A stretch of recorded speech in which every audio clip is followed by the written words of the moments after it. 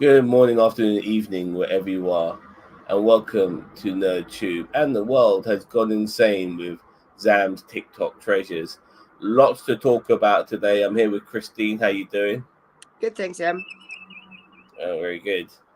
Now, there's some of the stuff I got obviously on our schedule today is obviously the presidential debate, as well as a renowned streamer called Doctor Disrespect. And we're going to be talking about things like religion in schools because apparently Oklahoma passed a bill saying that Bibles have to be in public schools. So much for the separation of church and state. But what I want to talk to you about initially is Hop Tour. Hop Tour. Tell me you know what Hop Tour is. And hello, Daniel Vance, by the way. No? Okay, I'm going to try and find this Hop Tour girl as we go along. I should be a little bit more prepared, and I do apologize for not being as prepared as I am right now. But there's this person. I want to first of all say that I'm actually gobsmacked that something like this could have gone viral, and in my opinion, it must be a very fucking cold day in the news cycle, for sort of this sort of shit to go to go viral. So let's have a look. Let's see if we can find it. Here it is. Is this it? I don't know. Is it? Okay, I'm just checking right now. I've heard about Passport Bros just today. Okay. But I think we could talk about that another time. That's a screwed up culture. And the pick-me's that go along with it. Wow. Yeah, we're gonna start with the Hop Tour girl because look, I want to first of all say that I'm gobsmacked that this has become viral, but there is some more things to come from this. Now, this is not me having a go at the girl herself. I have no issues with this girl. She can do what the fuck she wants. Yeah, I'm just saying, yeah, this has fucking gone viral, and that's the shocking thing about it. Okay.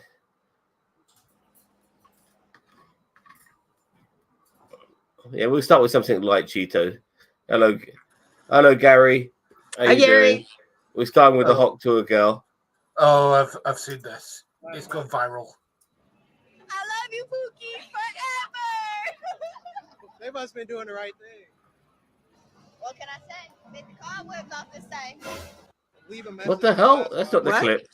That is not the clip. It is. Oh my god! Can we just get the actual fucking clip, please? Makes a man go crazy every time. Oh, you gotta give him that huck to and spit on that thing.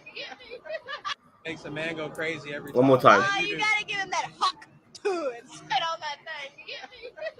Makes a man go. Here's a young girl just having a good time. Gets these dickheads on the street who like to go up to attractive people and ask them inappropriate questions, but she's going along with it. Fair enough. And she's talking about obviously, like when sucking a guy's dick and she wants to spit on that thing. Fair enough. Right. Not It's a big not fucking that deal. thing. It's look at that thing. Yeah, spit on that tang. But somehow this stupid clip has become Viral. extremely viral.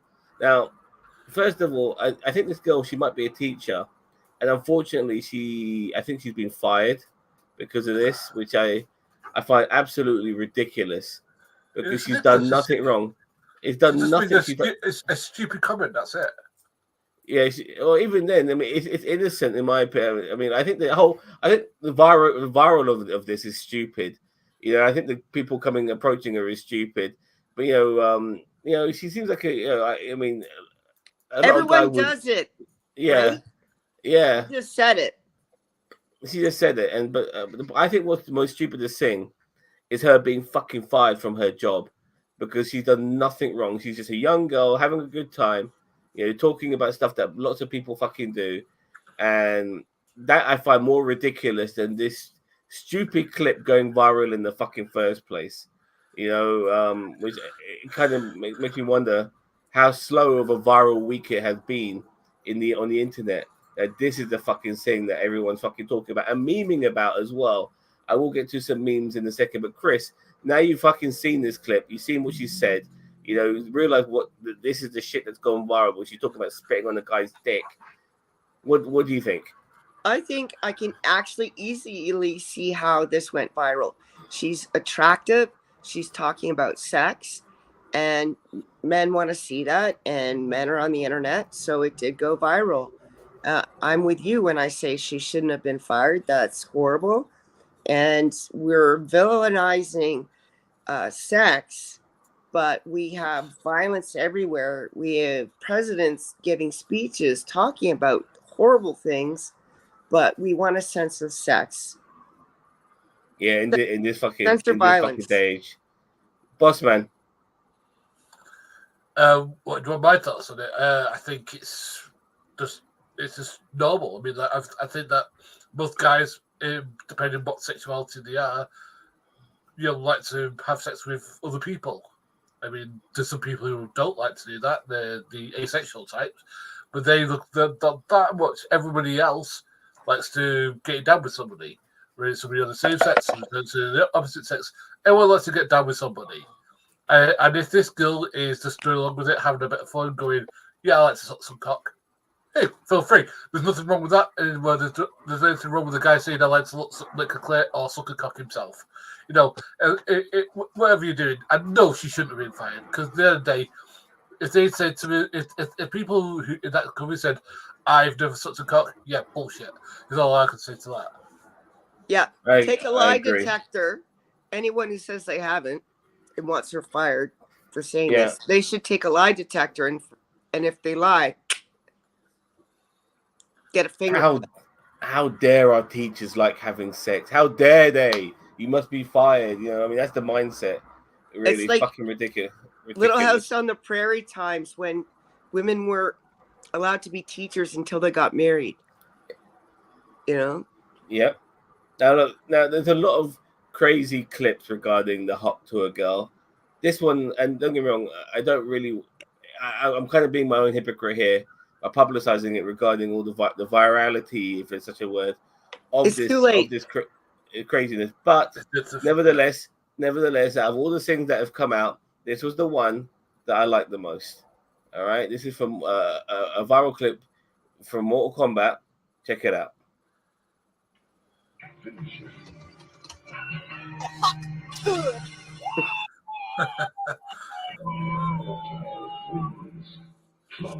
Victory, fatality. All right, there we go.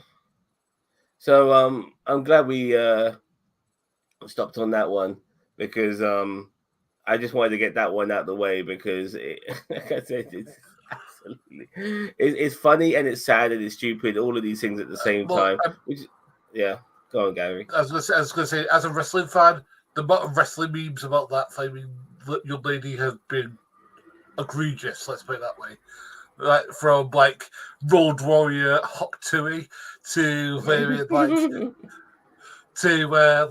Joe Hendry having it on his thing, going, see his name Hawk Tui, and all this sort of stuff. It's just like every fucker's gotten in on this. It's just like, okay, this is where we are now. Daniel, okay. I hope that's true, Daniel.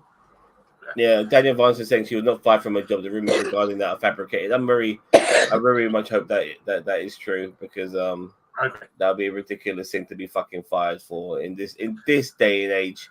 You know what I mean? Which is why I tell people we're regressing at times. So before I start getting onto the juicier stuff like Dr. Disrespect and Donald Trump and Biden, I want to just talk about one more thing. And I'm very glad that you're here, Gary, as our resident theist. In Oklahoma, they passed a bill to that I think how it works is that you have to have Bibles in the fucking classrooms now. Now, in my opinion, this will be opening up a can of worms, because if this is allowed to pass, then you might as well fucking throw in Chorus, Torahs, you could probably even throw in Mein Kampf and fucking some the Book of Satan in there as well if you wanted to. I mean, this always happens with religious people. They're so fucking stupid. No offense, boss, I'm not meaning you, but in the sense of ones who want to implement it on others. And once again, Ginger, I'll get to your Right. comment in a second. We're talking about fundamentalists. Yeah, fundamentalists.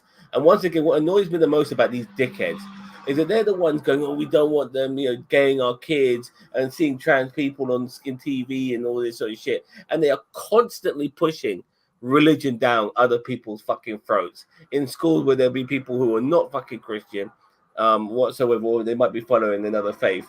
They're the ones forcing a fucking agenda, and it drives me fucking nuts that now. And now throwing Bibles in schools when if you want to do your religion, go to a religious school, so a religious course, a religious class, or do your religion outside the school. But in school, you need to get an education. You learn about all various things. Your religion is, in my opinion, is not that. You can obviously go to schools that focus on the religion, if that's the particular case. I do feel sorry for the kids who have been thrown in those schools by their parents, but they have no fucking say in the matter. But regardless, when it comes to public school paid by people with their fucking tax money, this shit shouldn't be allowed. What do you think, boss man? I think forcing the Bible on anybody is wrong because if people want to read that thing, want to read the Bible or any book, that's their free reason to do so. Even if they want to critique it, that's their freedom to do so.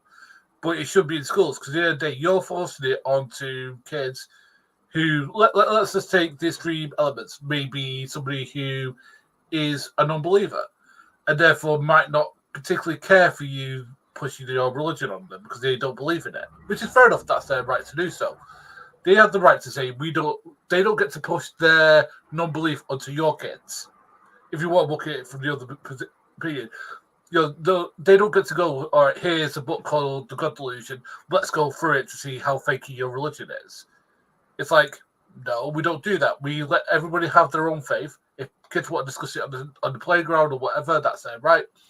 But people don't have the right to say, right, in school we're going to learn about religion X or religion Y, because at the end of the day, it has to be secular, which is that all religions are respected, but not at all as the absolute truth, or like having no religion is not an absolute truth. It's up to people to come to their own conclusions. Yeah, that's what I think. Christine? Several points.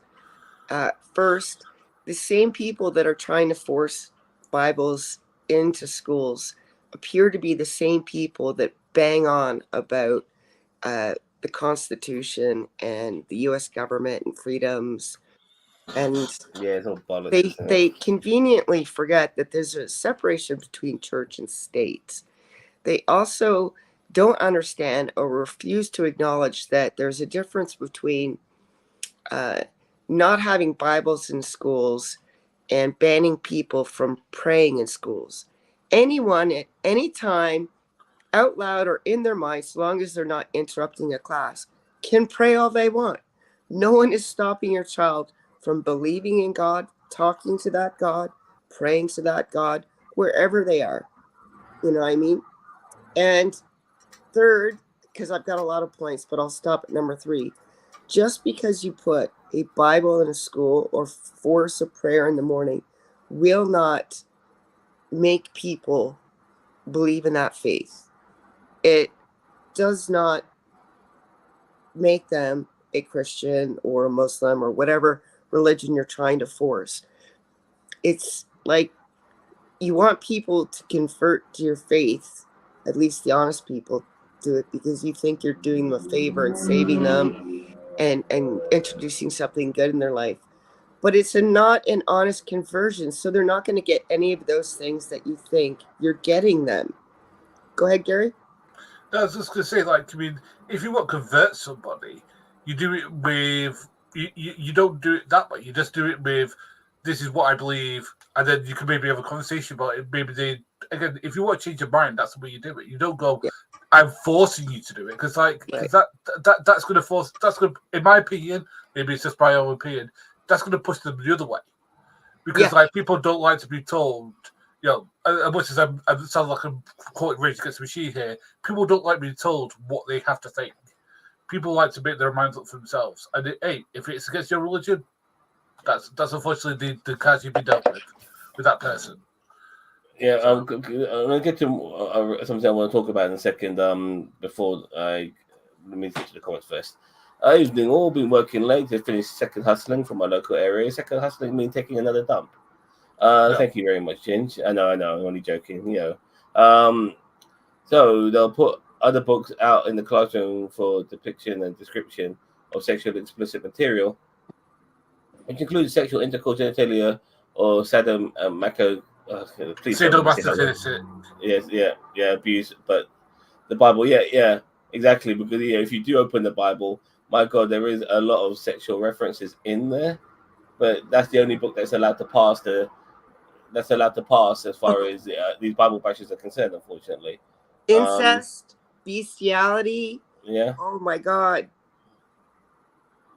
If you allow the Bible, you have to allow exactly. Book of Mormon, Satanic Bible, the Gospel. Exactly. This is the kind of worm they constantly open up. But at the same time, unfortunately, Daniel Vaughn, because of the route we're going, especially if Donald Trump takes power, that regardless of this hypocrisy, they won't follow through and say, okay, fine, well, because of the Bible, we have to do this. Then they'll say, fuck the rest of all the other religions. We're only going to follow the Bible. That's how it's going to be under Trump, in my opinion. If that happens, they won't play it fair. They might do on the Bible. They might hang on. Let's say. So yeah, they might do that under Biden, but they definitely won't do that under Trump. 100%. It'll be a full Christian nationalist bureaucracy. Yeah, and the thing is that the more well-adjusted kids who have their faith from childhood to adulthood aren't the ones who have it thrown down their throats. The ones that were introduced to it at a young age, so that this is the way that we think and this is the way that we live. And it brings them to Bible studies so they can discuss it in an educational way. Those are the ones that tend to have it in life. The ones that tend not to have it are the ones who have it thrown down the throat all their lives, and they go to get to they go, do you want for this? And they wonder why like Christianity died out everywhere. It's like because they fucking do these stupid things. That's why. In my opinion, I do believe people are becoming more secular, but there are unfortunately a whole group of people who realize this and are making it harder for that transition by implementing laws like this. They love using "In God We Trust" as a defense, but that was only added to. Yeah, exactly. Yeah, I know they do shit like that all the fucking time. And the reason that was introduced is disgusting and disturbing. It was nothing to do with God. It was everything to do with racism. You know. Okay, now I want to get onto the Trump thingy debate now. If you guys don't mind, sure. Trump Biden debate. Before I get to that, this is something. Last week I didn't manage to show because I was so fucking fatigued that it kind of missed. And this is to do with Donald Trump, and this is something Daniel Vance also brought up as well. It was regarding Trump bringing out information on certain things, but when it came to Jeffrey Epstein, he was kind of a bit hesitant. Let's check it out.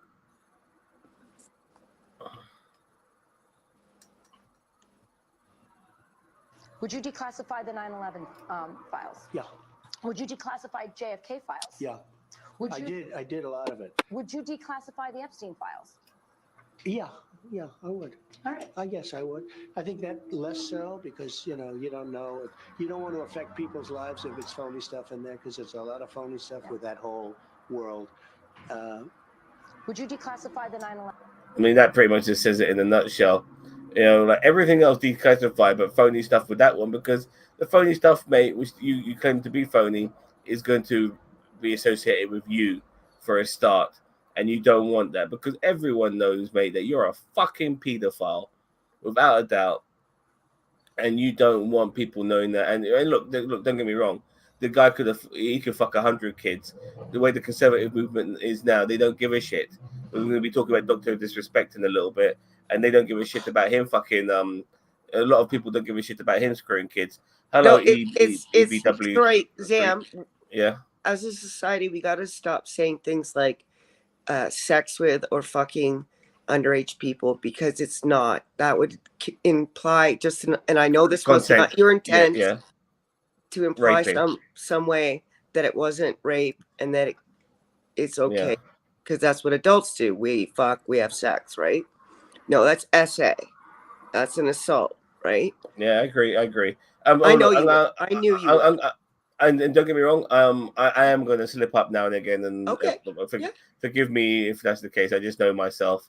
Yep. It's a bit like using certain people's pronouns and stuff like that. I do fucking slip up now and again. Good morning, Rick B. So yeah, we just just for Rick B. By the way, one more time, let's just show it to him because this is Rick B.'s master, Donald Trump. 11 files. Yeah, Would you declassify JFK files? yeah. Would I you? I did a lot of it. Would you declassify the Epstein files? Yeah, I would. All right. I guess I would. I think that less so because you don't know. You don't want to affect people's lives if it's phony stuff in there because it's a lot of phony stuff in the whole world. Would you declassify the? So Okay, if there's phony stuff, that wouldn't be in the files because they contain evidence in those files, right? So that's bullshit. And if he thought for 1 second it would harm people, he doesn't mind harming other people as long as it doesn't affect himself. So that kind of implies to me that it's going to harm him. Yes. okay, Biden is a great orator. Trump will lose. Look, I want to go on to that. Look, I think people's minds are kind of already made up regarding Trump and Biden. A lot of people are going to vote for Trump and Biden, regardless of that particular debate. But what that debate does show, in my opinion, is that America's fucked. It really does. It shows that if these two guys, one is almost 80 and the other one is 80, are the best that America has to offer. Two dittering old fucking pensioners to be the most powerful people in the world, having to represent people of all demographics and ages, who might be seriously out of touch. I mean, they could croak any minute. Then America is truly fucked, and that's not a sensible answer, Rick B. It's he was happy to show the JFK files and the other files, no problem. But the moment he came to those ones, it could be phony because obviously he's associated with Epstein, and the guy's a fucking pedo. Hello, Ron. How you doing? From the middle of boiling Mojave Desert. Yes, I need to see some Right, but the pictures thing of that is place. that I'd rather have Joe Biden than Donald Trump, Rippy. Because whatever Joe Biden's problems are, he's not a fascist. He's not a fascist dictator like Fabian Trump is. Look, I'm going to get to some more of the debate in a second, but that debate didn't show Trump was the better choice. But Trump lied throughout that fucking debate. He lied about so much. He just showed that Trump was. You got one president who is old, mumbling, incompetent in Biden, and you got the compulsive liar who's also an incompetent president in Donald Trump. He will just say anything, any old bullshit. He'll come out of his fucking mouth if it means to appease his fucking voter base. But he never follows through with any of it. Yep. I'm not a Trump fan. Yes, you are. Oops. No need to oops, mate. Don't worry. I'll never vote for a wannabe dictator and cop. Yeah, exactly. Like the guy, you have to remember, he is a criminal. And the fact that this criminal could be the next president of the United States, this guy who is a convicted rapist and has got tried to overthrow democracy, and recently got 34 felons indicted for that as well, felonies. And yeah, he's supposed to be the better choice. Honestly, I'll take the guy who's close to his deathbed in Biden, even though I despise him big time. Okay, video where Trump Mike was the only one on, and he said, "Yeah, I might have that somewhere. I'll see if I can find that." He soils him because what it is in the debate, there was no crowd, so there's no wooing and cheering, like it's a fucking Oprah Winfrey show, and the mics are only on for the person talking, so there's no interruptions. And whilst Trump's mic was on, you could clearly hear him soiling himself. Yeah, I'll see if I can find that clip. It was very funny. I need to hit send before it's done. Good day to you. Good day to you, Nerdiverse. You're over egging the pudding when it comes to Trump. Dude, how can you say he's not that bad? He's a rapist. How is that not computing in your fucking head? How does that not forget the 34 felonies? He raped a woman. How will that ever not get into your head, mate, and make you think to yourself, we can never have a rapist as fucking commander in chief, the most powerfulest man in the world? Seriously, dude. Seriously. I mean, I don't know what more I have to fucking say. I live when he flat out lied by saying he didn't sleep with. Yeah. I mean, I actually have no issues if it was consensual. You know, like, but at the same time, it's just the Christian right who are all about family values and all of this shit. This motherfucker's been married 3 times, and on his 3rd time, whilst Melania was pregnant with their son or giving birth to their son, or just had given birth to their son, I forgot exactly where it was in that cycle, but during that period, he was fucking Stormy Daniels. How fucking family values are you, are you Donald Trump, you know? And but then again, you know, the Christian right, they're full of fucking people like this. They're all going about family values and they're all fucking sleeping with rent boys and fucking, you know, hookers and God knows what. You know, and it's just how they are. It was Hal Sparks. Okay. Yeah, I know he was mumbling. Oh, look, you think a mumbling Biden is ideal? I think America's fucked. America's fucked, but unfortunately, you have the mumbler or you have the rapist. And I know which one I'll take. And I wish I have to choose either. And RFK Jr. is not even an option, but I'll still take Biden over him. Fuck RFK Jr. It's unfortunate that the Democratic Party is so stupid in their ways. They're so incompetent that they thought that Biden for a second term would be the right idea when they should have clearly tried to find his successor. But I don't know what it is about white American males or Americans in general in powers of position, like Dianne Feinstein, is not a male. She's 90 years old and is still fucking in Congress, or was in Congress. Like, you got Mitch McTurtle fucking face. You know, this motherfucker is losing his brain cells and doing interviews, and he's in his 80s. Like, these motherfuckers need to go. Stop running the world. I mean, I say running our country. They're running the fucking world. You know, it's just go. Fuck off. You know what I mean? See the light. Get out of here. You know what I mean? Run towards the light. Run. I got 5 email Griff from Trump started stating just before the debate and continued after it. Oh, fair enough. Trump is awful. Biden's a different awful. Wherever is kind of lose either way. I'm writing in my name come election day. Fair. I'd vote for you, Block. Not defending Rick B, but the UK royal family isn't any better. Yeah, I know, dude. Luckily, the UK royal family don't have much power. You know, they have some sort of form of power. And you know what? As you already know regarding me, Cousin Tito, I want them gone. You know, because when you have people like Prince Andrew, who's a fucking nonce in his own right, and will never face any repercussions for what he did, they are obviously way above power, and they shouldn't be there. You know, and they offer nothing anymore to society. Our tax money goes to them for what? So they can fucking nonce kids? No. Get the fuck out of there, man. You know what I mean? Even some of our money, even some of my money, I'm not even in the UK, goes towards those assholes. Yeah, with your fucking colony. Rick B, no one cares. He said, no, we're not a colony anymore. We are a country, and we still have to pay for upkeep of the expansion we have for them in case they happen to come here. Well, bye. I don't want to pay for your shit anymore. I don't think that you guys should pay for their shit anymore. And it's sad and disgusting that the Queen and now her predecessor, Philip, who's inbred beyond belief, like Charles. do the check for yourself. He's like 28%, but they have offshore accounts from companies they own in your country that are notorious for bad business practices, including a rental agency that rips people off and makes people homeless after stripping them of money that they didn't agree to pay. So I didn't mean to say colony. The word was supposed to come out of my mouth was commonwealth. That's the word. Yeah, that's what I meant to say. I wasn't mad at you. I was mad at the royals.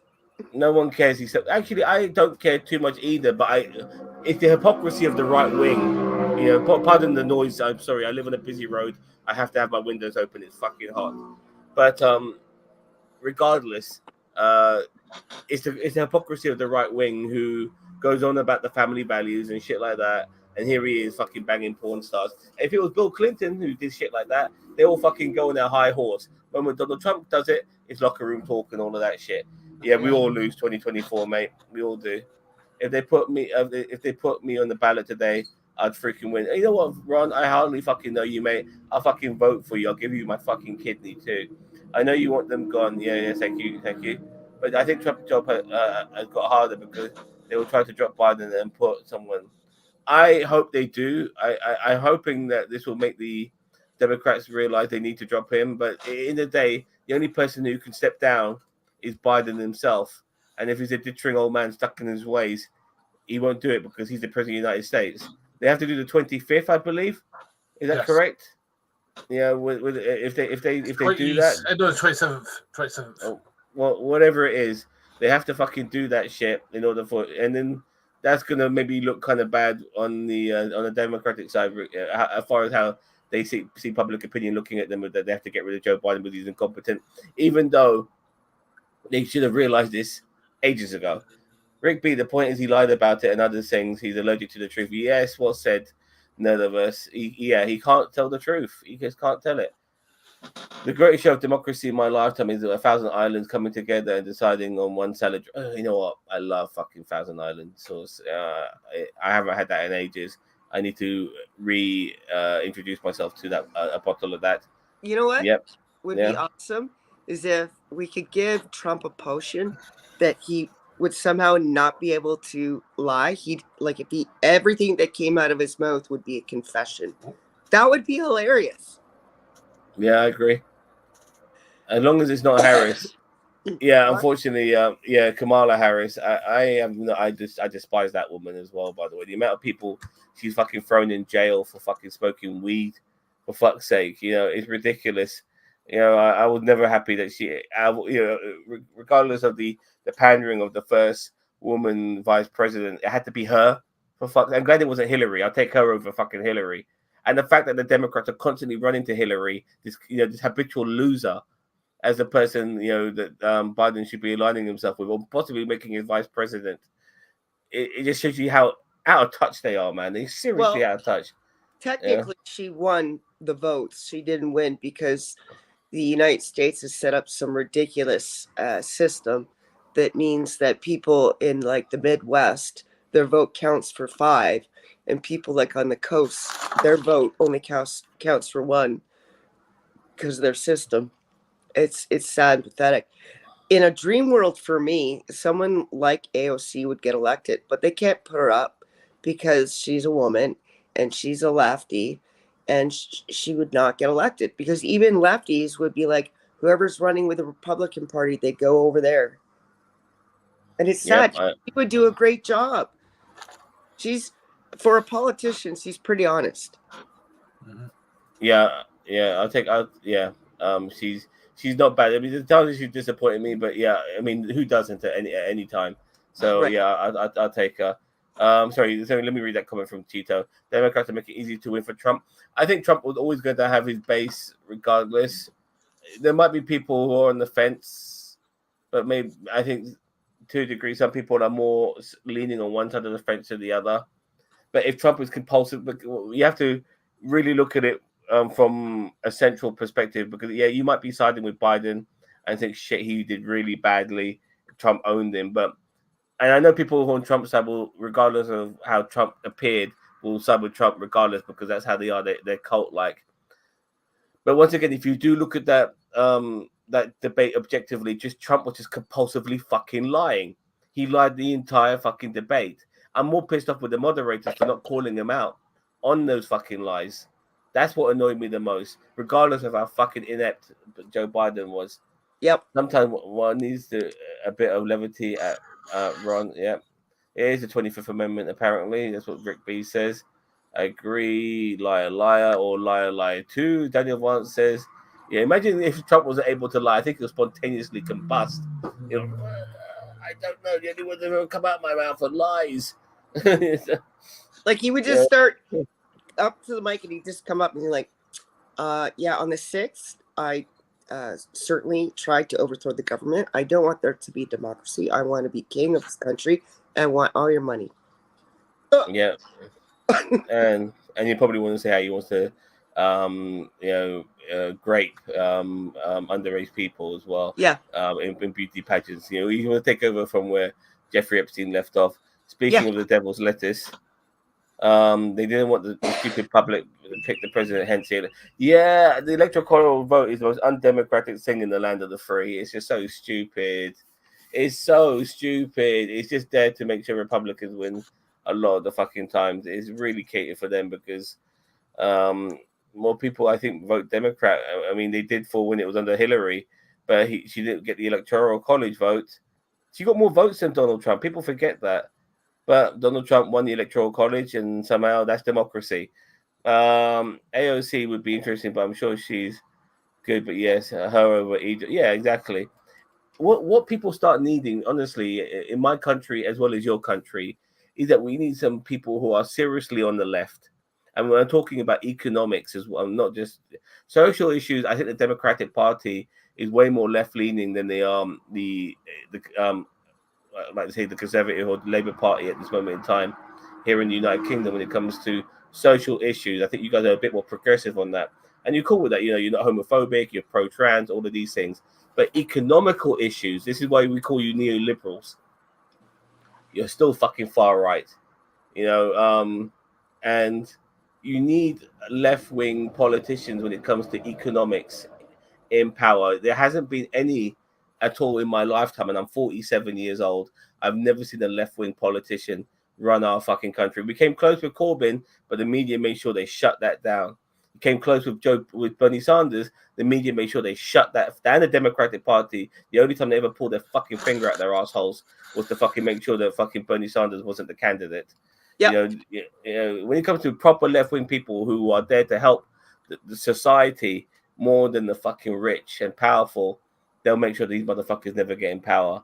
And when I say they, I mean the government at large. Whose great idea was it to give Biden cold medicine before the biggest day of his career? Well, of his career currently, I guess, yeah. Rick, that is such a misogynistic and stupid thing to say. Sorry. We'll get to it in a minute. Yeah, no problem, Dan. Sorry? Yeah. The medicine is misogynistic? I don't get that. No. Rick B, I said. Oh. Yeah, well, she probably is those things, but I would want her as president. But the thing is, that's sorry. That's I know you're mad, Gary. I know you're mad, and I'll let you go, but I'm madder. Okay. Go ahead. You have the floor, Christine. Yeah, I've got the qualifications for this one. Rick B, you little insignificant ant of a person. I'm not going to call you a man because that might make you feel good about yourselves. Because obviously you think men are better than women. Why is it even relevant to bring up her looks, what she wears, what her hair is, what color her eyes are, what she does behind closed doors with a significant other or others? To connect that with politics makes no sense.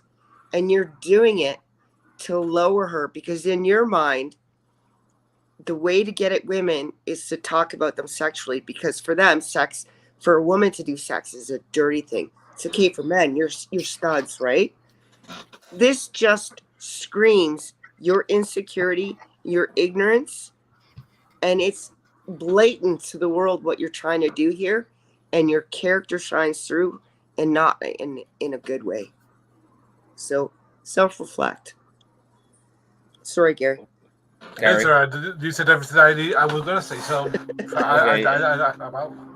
Okay, I'm going to get to my clip of Jon Stewart in a second. Jay Johnson said plead guilty for James to capital right. Johnson was in Mr. Show, the Sarah Silverman program, Arrested Development, and Bob's Burgers. You say it's a joke, but it's not funny. So AOC is not, and this Ron, I love you a lot. No, she's not, man. She's not radical at all. She's different. And that's what you need. You need different, man. You need different so fucking badly. You know, you are going the same direction you always have. You know, with these same fucking dickhead politicians who are not chalk and cheese. They're fucking brie and camembert. You know what I mean? They're the fucking same fucking element, just a little bit different in taste. And you need someone totally different to run this ship. Because honestly, the direction you're going is just the most stupidest direction ever.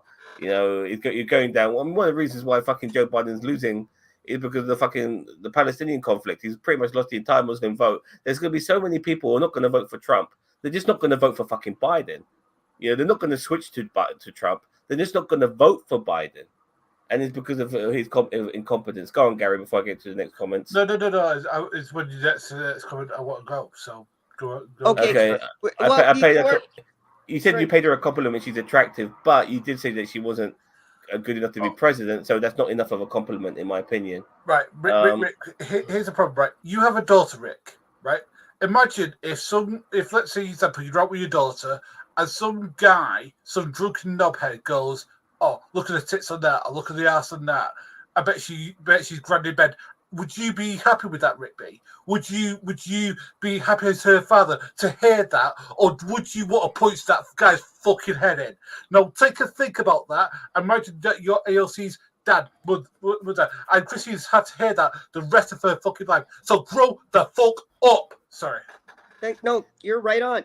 I hear that shit all the time, and it's affected my career in the past. Can you imagine, Rick B, that this same daughter that Bossman was just talking about had to attain a job position, and that sort of language was used to try to affect her ability to gain that job? Yeah. And AOC is not radical unless you consider the radical idea that she thinks big companies shouldn't be, have politicians in their pockets and be passing bills that profit big companies, and instead look after the people that elect you so that their lives are enriched. They're healthier. They have the greater ability to achieve and soar in life. That's not radical, dude. That's what it should be. Yep. I really want to get to this clip, so let's just really fly through these comments. Can we define too radical, Ron? Yeah, okay. I love women who have lots of sex. Yeah, me too. Someone more left than Zam. Mate, if somebody more left than me came around, I would like to know what they are that makes them more left than me, because I'm so fucking left.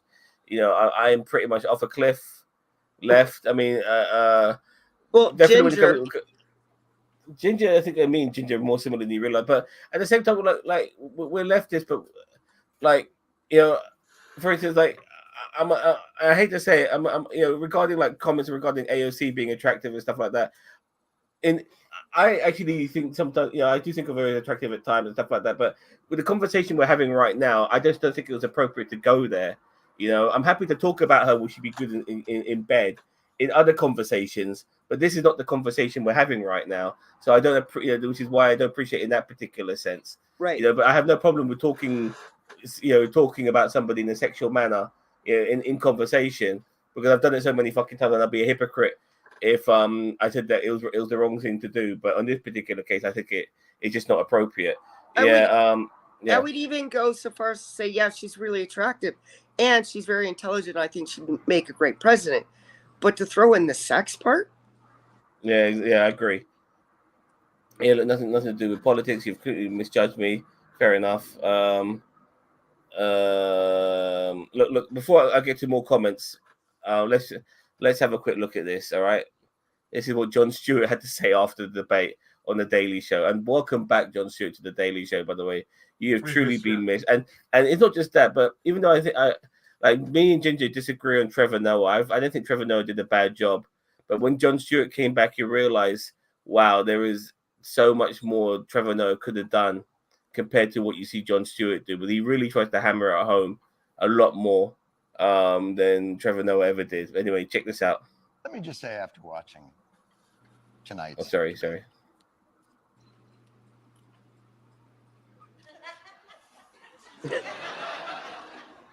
Both of these men should be using performance-enhancing drugs. I'm sorry.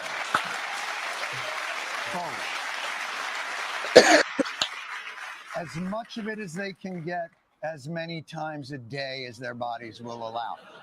If performance-enhancing drugs will improve their lucidity, their ability to solve problems, and in one of the candidates' cases, improve their truthfulness, morality, and malignant narcissism, then suppository away. Guess what, everybody? They should be taken whatever magical drugs can kick their brains into gear, because this ain't Olympic swimming. You know what I'm saying? Oh, he solved the Middle East, but he was doping, so it doesn't count. There's going to be an asterisk next to his presidency. And by the way, if those drugs don't exist, if there aren't actually performance-enhancing drugs for these candidates, I could sure use some recreational ones right now, because this cannot be real life. It just can't. We're America. God. Let me just say after. Well said. Oh, I love John. Oh, Well said indeed. So he basically hit the nail on the head, and how a lot of people are feeling. Because when I woke up this morning, and sometimes unfortunately I wake up in the morning, I take my phone to the fucking toilet, and whilst I'm fucking dropping a deuce, I'm reading about what's just happened during the time I've been asleep. And then I'm reading comments on our contributors chat between Cheeto and some other people regarding the fucking presidential debate. And I'm thinking, shit, was it really that bad for Biden? I've had the chance, obviously, to see things and digest things, and I see things a little bit differently. I don't get me wrong, I totally think Biden was fucking terrible. I'm not disagreeing with that. I just don't think Trump necessarily looked fantastic either. In my opinion, I think it just basically highlighted to the world, which is what I'm sure it was expressing, that Christ, this is who we have to pick. Yeah, this is it. I mean, for the people who are not radicalized on Trump's side, or even on Biden's side regarding, it blue no matter who, people who are still on the fence, this is who we have to fucking pick. Maybe people might not vote at all, if that's the particular case. It's a sad indictment of America. This is where it's gone. It really is. 360 million people in the States, I think. And those are the two that you want to run for president? Yeah, exactly. So, yeah. Anyone want to say anything, guys? No, I'm tapped out. I want to avoid lots of disrespect because I have a lot to say. No problem. Yeah, no problem. We'll get to that in 1 second. Ron says she wants a lot of change yesterday, but by a bit agrees. Yeah, that's the thing. You need things to change. You know what you need, Ron, in America? You need a fucking public healthcare system. Yes. Immediately, out of all the things you need a public healthcare system where American citizens everybody's covered. There's no $100,000 debt for Fabian just having a gallbladder surgery. And your medication doesn't cost you, Fabian, $75 on the Fabian to get the fuck up. So I know Cousin Cheeto is in healthcare, so what I'm about to say is going to feel a little bit harsh to him, but it fucking sucks. And if you're American, you should be ashamed of your healthcare system. Sorry. Look, I've always said that Christianity, which is obviously the mainstay religion of America, and capitalism, they just don't work. It makes no sense how they are able to mesh, because Christianity is quite socialistic in its values, helping your neighbor, helping the sick, the poor, the needy, the refugees, and shit like that. Yeah. How can you practice that in capitalism? It makes no fucking sense. How can your ideologies as a Christian merge with capitalism? How can libertarians be fucking Christians? It makes no sense. Your selfishness can't mesh with helping people, the poor, giving away your wealth, which is what it is. It says in the fucking Bible. Yeah. So, regarding public healthcare, it needs to happen. All these dickhead fucking Christians in America goes, oh, I don't like my tax money helping some drug addicts and shit like that.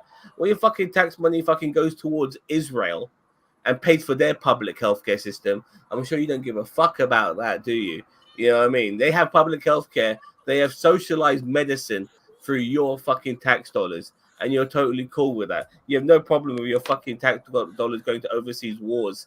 Yet you want to fucking complain about another American citizen getting fucking healthcare and being a benefit to society. But because they're a drug addict, you don't want to help them at that particular moment, even though they can improve their lives if they had a public healthcare system in the first place. Sorry, Chris. Oh no, Yeah. I just want to add to your statement. And for those of you, I'm pretty open about this because I have nothing to be ashamed of. I was a drug addict.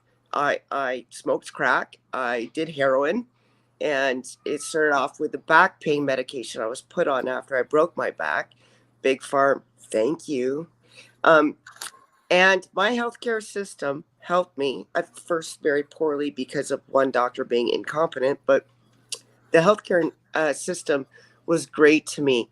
I went to rehab. I got off the drugs. I'm coming up on 7 years clean, the 21st of August. I own my own home now. I'm productive member of society. I'm happy and friendly with my neighbors.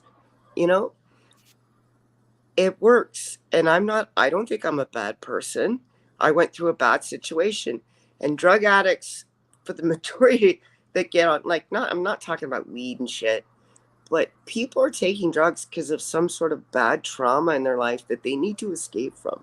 No one as a child goes, hey, when I grow up, I want to be a heroin addict. Like, it's not like this huge life decision where you're like, yeah, I want to wreck my life so bad that I could die from the shit.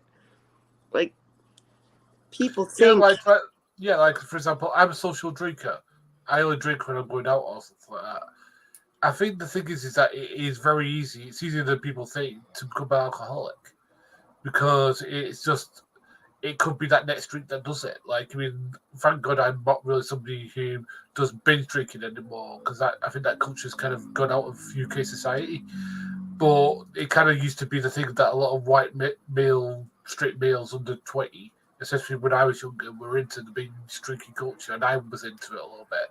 But thankfully, I never took that drink that took me into alcoholism because I think a lot of alcoholics came from that culture.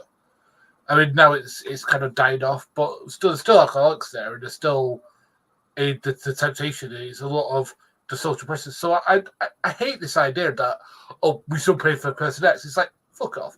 Right. First of all, you've not lived that person's life. And secondly, isn't the whole point of our social network to hold up the people who can't take care of themselves?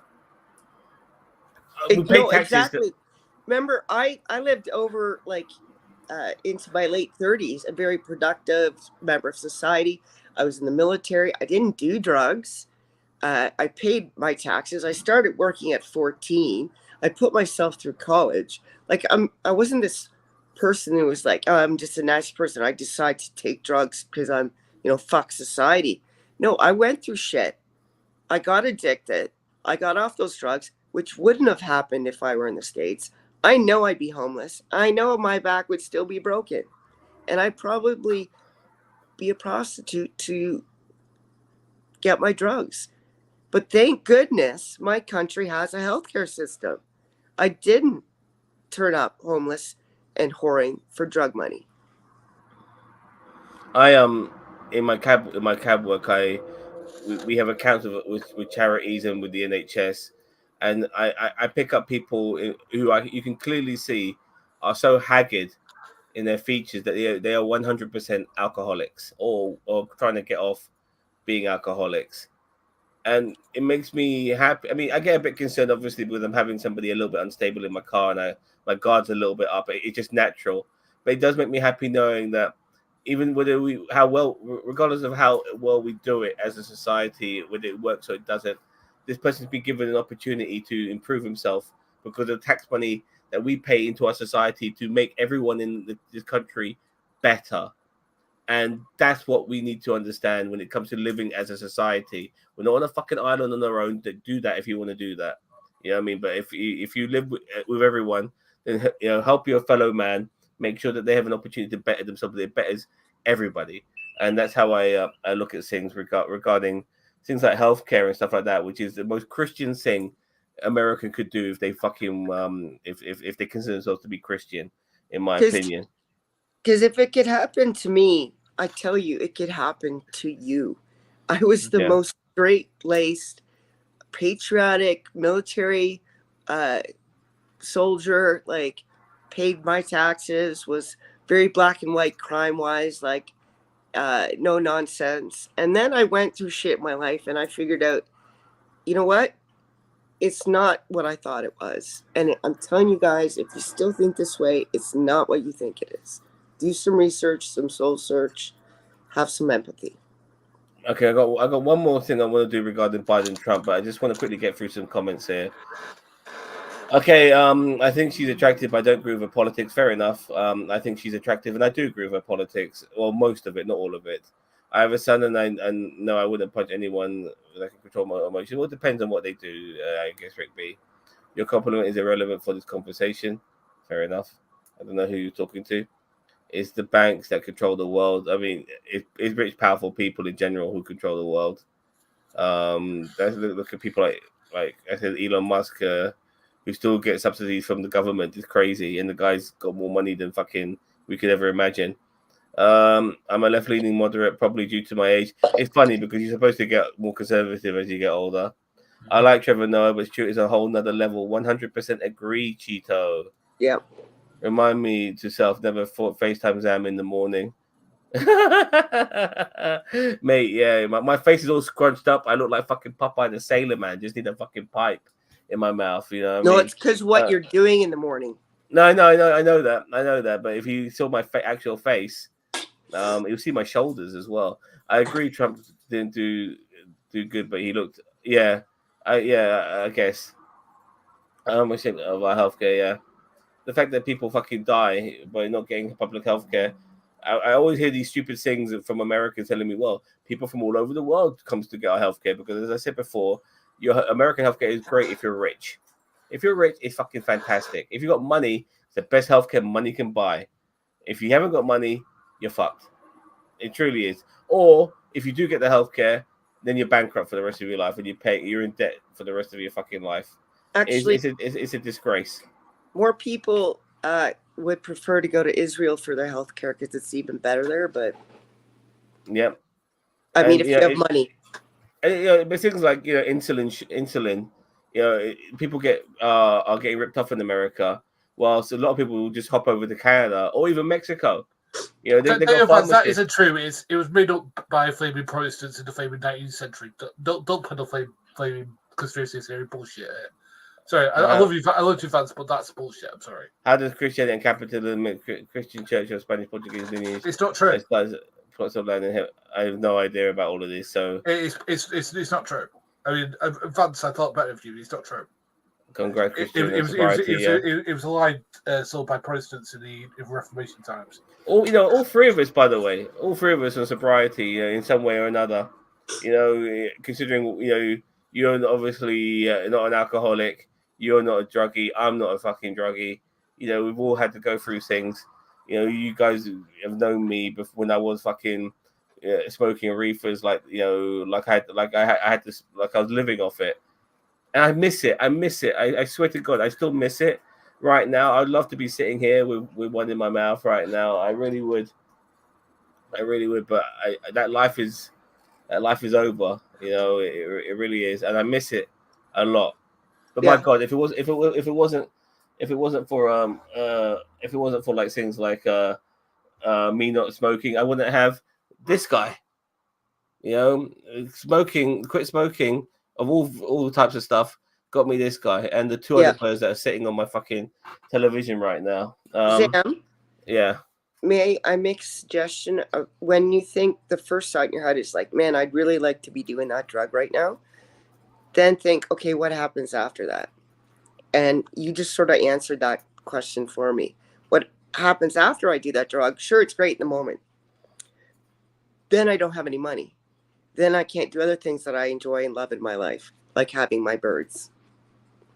Yeah, or your chipmunks in your case. Yeah, I got two of them now. There's two in the house. We'd be saying you compliment AFC, but Gary's just disappeared. Yeah, fair enough. Oh, there's a clip. He just disappeared. Maybe he clicked on your link. It's recent news, Gary. Fair enough. I was just watching a Biden rally post debate. He's getting more fired up. He said he knows he can't debate, speak, or walk as well as he could, but he knows how to tell the truth. Really, I mean, if they show that, but right-wing media will never show that because they just want to, they'll just want to focus on Trump. He sounded much better. Shame he wasn't like that during the debate. I'm naked and stoned right now. Okay, that's good to know. So, unfortunately, Gary's disappeared, but I want to show this clip now. Now, this is a stitch of the Jon Stewart clip. Check this out. This cannot be real life. It just can't. We're America. God. Yeah, I think that sums up how most of us feel after the presidential debate last night. It was a shit show. And I mean that figuratively, of course, but also literally. I'm going to play this clip, and I want to remind you of a couple things. First, the only microphone that is on is Donald Trump's. They turn off the other candidate's mic when one is talking. There are no other live mics. So just listen to what you hear after he says he can't because it's too much money. Oh. Remember I told you about him soiling himself? Yeah. This is it. With the tariffs that I imposed on China, he never took them away. He can't because it's too much money. It's tremendous. And we saved. But honestly, Donald Trump. Tell me you heard that. Yeah, I heard it. Let's go back a bit. 1 second. One more time for those sitting in the cheap seats. This one's for you, Rick B. Because it's too much money. Much money with the tariffs that I imposed on China. He never took them away. He can't because it's too much money. It's tremendous. And we saved. But honestly, Donald Trump defecating during the debate is the least of my concerns. It boiled down to you had an 81-year-old man who talked about actual policy and plans and factual things, but did so in a less than energetic, sometimes meandering way, versus the carnival barker who was loud and passionate and spoke confidently about absolute bullshit.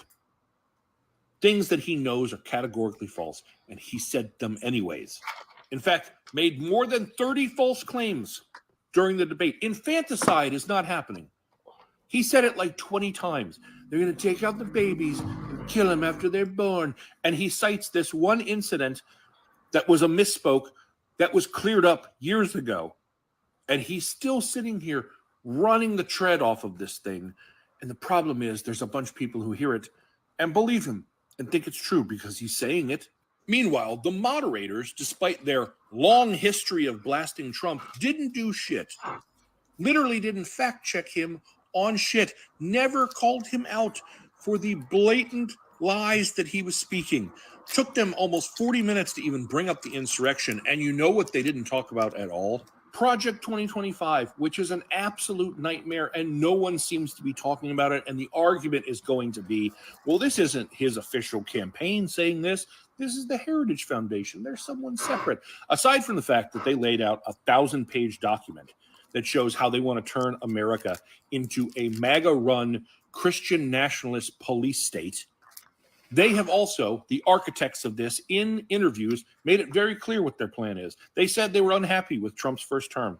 They were unhappy that he didn't do the things they thought he was going to do, and they realized because he didn't know how. So this time, they're doing it for him. We just have to get him in office. And then he'll do what he's told, because we will present it to him and say, these are your ideas. We just made the plan on how to do it. And the emperor has no clothes that is Donald Trump will be like, oh, yeah, let's do that. And then you have this as a reality. The presidency isn't about one man or one woman or one individual. It is about the people that individual surrounds themselves with. The like 4,000 appointed jobs to actually run the country. And Project 2025 has made it abundantly clear who is going to be in those positions if Donald Trump is elected. With that in mind, you could literally put a potato against him, and that would be a better option. Because the threat isn't so much Donald Trump as it is MAGA, as it is these people and what they would do to this country if he is given that opportunity again. This cannot be real life.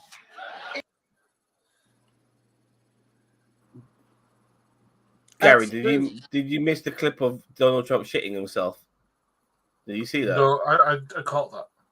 You caught that, yeah? Mm-hmm. Very good. Just That so you know. That was either the wettest fart I've ever heard, or he actually did just shit himself. I think it's such a wet fart personally, but hey, it's because like, look, he's worth criticizing, but not for shit like that. Yeah. No, look. Once again, I had no. For me, it wouldn't be an issue if he didn't put himself on this pedestal of being such an amazing person who can do everything and anything. You know, if you have your issues, then fair enough. But don't make yourself sound like a fucking superhuman.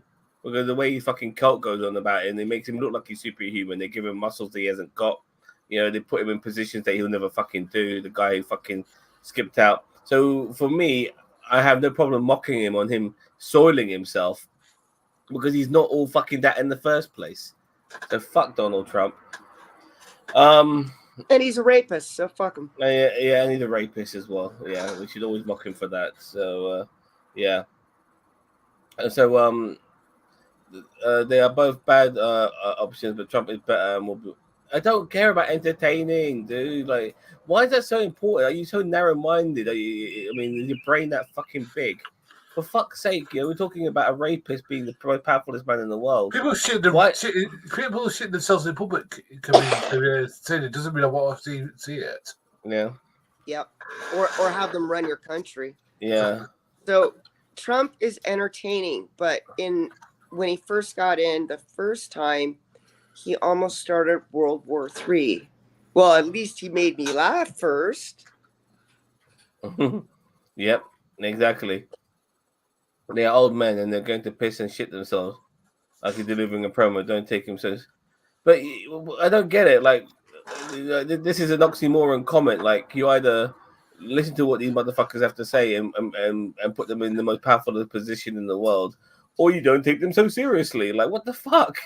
You know, like, if you don't take him so seriously, then why the hell do you want him to run for? Why do you want him to be the choice for president if you can't take him so fucking seriously? Well, Rick, be entertaining for you, but this is real life for and policy for us. Yes, you well said, Chia. Rick B was only saying that because we were on Trump about something. But if we were talking about Dozy Biden, he wouldn't be like, oh, don't take it so seriously that he mumbles. He would never say something like that. It's because we came after his man, Trump. Oh, if we're talking about AOC, you'll talk about the fact that she's wearing a push-up bra, probably. I mean, it's ridiculous. This is the last comment I'm going to do regarding the last clip regarding Trump and Biden. This is what this guy to say. He is in the United Kingdom. We may have just witnessed the end of Joe Biden's presidency last night, and there is a lot of panic as to what happens now. You see, in this year's debate, CNN did everything they could to make it easier for both candidates. They let them know the questions a week in advance. They didn't allow an audience, and they even had special microphones that would cut if you tried to interrupt the speaker. But despite all of this, Republican, Democrat, Independent, everyone seems to agree on one thing right now. That debate was not good for Joe Biden. And it's not even that Trump had the best performance. He's on record lying multiple times, but at least he was coherent. Joe, on the other hand, to put it lightly, stumbled, rambled, he was unclear, and often just stared into the distance. Now, everyone expected Trump supporters to capitalize on these mistakes, but even staunch Biden supporters are shell-shocked right now. When CNN discussed it, they said in the Democratic Party, there is a deep, wide, and very aggressive panic right now. Van Jones said, that was painful. I love Joe Biden. I work for Joe Biden. But he had a test to meet tonight to restore confidence of the country and of the base.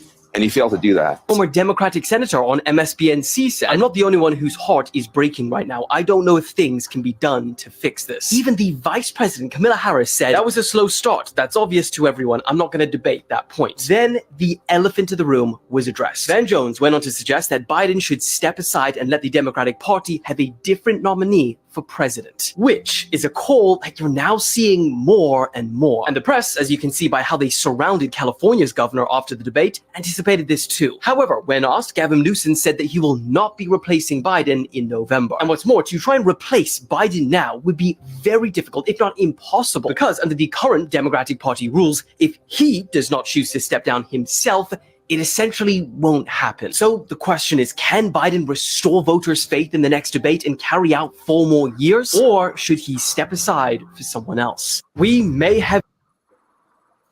And this is obviously somebody who's very much concerned. He's on the left. He's very much concerned. Look, for a start, like this being the most powerfulest position in the world shouldn't be going to somebody in their fucking 80s. They should be looking about retirement. How can somebody of that age... no, I mean, I'm mumbling here myself now, but how can somebody of that age be on the ball enough to do a job like that? And they're getting older. You know, they'll be in their mid 80s, but if they live long enough, by the time they have to fucking step down. Remember, so yeah. Remember when you turned your signals on in the past in older cars for our younger viewers? You had to turn them off again after you made the turn. But it was this common thing for elderly people to put their signal on, do the turn, and leave that signal on forever until basically they had to make another turn and realized, or got all the way home. It was a joke, actually. It's a scary joke because if they can't be trusted to drive a car, and yes, there are some people at that age who are very clever, very with it still, Biden doesn't seem to be one of those people. And yeah, same with Trump. So I agree. Gary, anything? Nah, I'm all right. Okay, we're about to go on to Dr. Disrespect. I'm just going to read some comments here. While you do that, I gotta pee. Okay. I'll have a team look after him and make sure he doesn't. Trump will do things if he wants to do things, regardless of not. He doesn't listen to his team. His team was constantly telling him not to have a go at the judge, and what does he do? He constantly rips on the fucking judge. He never listens because, as far as Trump is concerned, he can do no wrong. And even though the guy has got 34 convictions, he's been indicted for that, he's still running for fucking president like nothing's happened. Will he see a fucking day in the cell? Of course not. The judge who was constantly telling him not to break some particular order, which he was constantly breaking, never reprimanded him for it, never threw him in jail or anything. You know, he just kept getting away with it because that's what Donald Trump is so used to, getting away with it. And he's got away with it so much that now by being a former president, he'll get away with it for the rest of his fucking life. He'll never face any consequences for anything he's ever done, ever. I said we start a West Wing style reality show, TV show, and Trump is real life. Trump would love that. You know, he'll be posing for the cameras all the fucking time. I bet OC and Hawk Tour spits on that thing.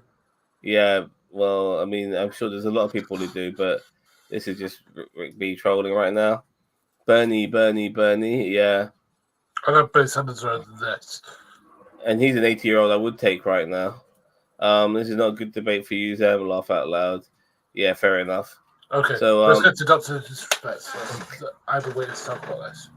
Go, bring it up as I look for some clips, boss man.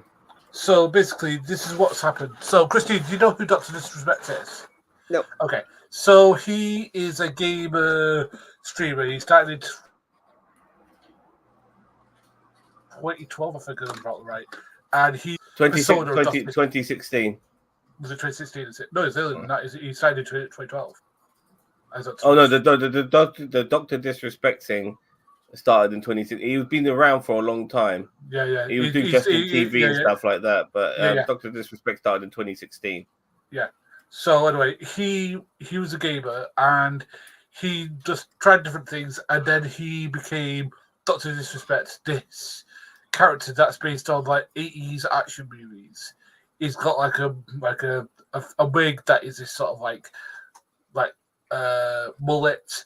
He's got like a very stash. He's got the sunglasses. You might have seen like images of it. I'm going to share a picture of it right now. Yeah. So the porn star stash with the Tennessee top hat. He doesn't have a top hat. He's got like it's a hairstyle. The long back hair, but the short front. Yeah, that's the fella. Yeah, so he he was a popular streamer. He used to do stuff like COD and Fortnite and stuff like that. And he was Right.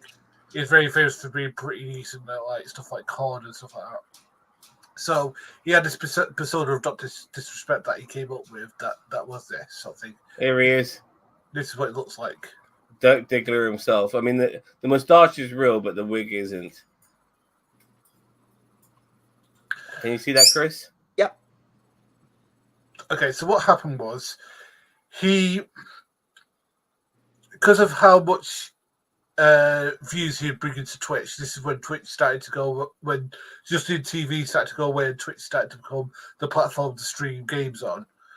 Justin TV is Twitch, by the way. It became the other. But it changed. Yeah. We rebranded to be Twitch. Yeah.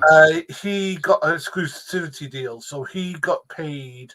I think it was somewhat like the figure I heard was like $12 million, $12 million for I think it's like 5 years or something like that. 5 years of him basically streaming exclusively on their platform, and then I think it's about 2 years after that deal was signed, he mysteriously Twitch destroyed his channel, basically blocked him and stuff like that, despite the fact that he was the person who was bringing them quite a lot of money. So Right. a lot of people didn't know what went on, and he just said, he basically said something along the lines of, I didn't get dropped. It's been litigated. I sued them, and it's been settled, and I'm getting every penny that I deserve, which is the last that anybody heard of it. This was in 2020, so this was during COVID. Then recently in 2024 on Twitter, somebody who's an ex-Twitter employee came out and basically said the reason his channel got banned and got sorted out was that apparently he'd been using the Twitter whisper function to message a minor. I don't know how old they were. 15. Was it 15 or 16? 15 or 16, yeah. It started to get a bit sexually explicit. To groom. I don't know exactly. People actually have what he said in one of his tweet, which basically explained everything, is that he said he might at times he said inappropriate things. Yeah. And so that doesn't help his cause. Yeah. So he apparently was trying to meet up with this person at TwitchCon, which is the big thing that they run. So it's the big thing that they do for all their major streamers. He's trying to meet up with this minor. I don't know which sex it was. I don't know if it was male, female, non-binary. I don't know. But he was trying to meet up with them at TwitchCon, and that's when Twitch got wind of it and said. So this basically started a bit of a momentum, a bit of a role for Dr. Disrespect. So basically what happened was people were saying, is this true? Is he just sell grapes sort of thing? And people kind of looked into it. So what happened was that his game studio, because he co-owns a game studio, looked into this, investigated it, said, we looked into this, and as such, we're firing Dr. Disrespect from the game studio that he co-owns. So we got fired from that. He did the thing that Zams just said. He went on Twitch and he edited, Twitter, and edited his message about 4 or 5 times because he has a paid subscription. Basically saying that he admitted that he had been messaging with an individual. And minors. He said the word minors. He got rid of the word minors, and then he put it back in again when people called him out for editing the word out minors and stuff. Bossman, let's just. I got something to show regarding this. It's quite a long clip, but it's gonna break it down. Yeah. Thanks, boss man. Okay. There's quite a lot to take in here, but let's go. Dr. Disrespect was banned from Twitch in 2020 has finally come to light. So in case you missed it, just so you know, he was banned in 2020 on Twitch, but he continued streaming on YouTube. Yes. Full breakdown on what's happening. The recent news about Dr. Disrespect all started from this one tweet, which was made on June 21st, 2024, from a former Twitch employee. He said he got banned because he got caught sexting a minor in the then existing Twitch Whispers product. He was trying to meet up with her at TwitchCon. The powers that be could read in plain text, "Case closed, gang." Even though he didn't name Dr. Disrespect, everyone knew who he was talking about, and this tweet went viral very quickly. As people started to notice what was going on and who this former Twitch employee was talking about, Doc caught wind of it because people were tagging him. They were asking him, is this true? What happened? And Dr. Disrespect decided to put out a tweet 2 weeks later. He said very vaguely, "I've resolved my legal dispute with Twitch. No party admits to any wrongdoing." Let's keep going. Because the doc has so many fans and so many people that are hurt and offended by this, they kept hounding him even after he released the statement saying, "Hey, is this true? Like, we don't know if we want to support you. What's going on? Someone needs to say something." So he tweets this. He says, "Listen, I'm obviously tied to legal obligations from the settlement with Twitch, but I just need to say what I can say since this is the effing internet. I didn't do anything wrong. All has been probed and settled. Nothing illegal. No wrongdoing was found, and I was paid." This made fans literally go crazy because they have one side in which a former Twitch employee is saying he was sexting a minor and trying to meet up with her at TwitchCon. And then you have the doc side, which is like, I was paid, it was settled, no wrongdoing was found. And then you have the logical side, which is like, guys, he had 6 million followers and he was banned from the platform. Do you know how much money single-handedly the doc was making Twitch? A lot. For them to actually fully ban him off the platform is a big deal. So as fans are reacting, Doc is live and this happens. I'm telling you, it's fatigue. It's tired. It's wanting to just kind of move away from the limelight. Ultimately, that's what it's about. He then goes on to say he's going to take a very long vacation, and then he tweets this. It's a super long tweet, but really all we need to pay attention to is that paragraph up there, which says, "Were there Twitch whisper messages with an individual minor back in 2017? The answer is yes. Were there real intentions behind these messages? The answer is absolutely not.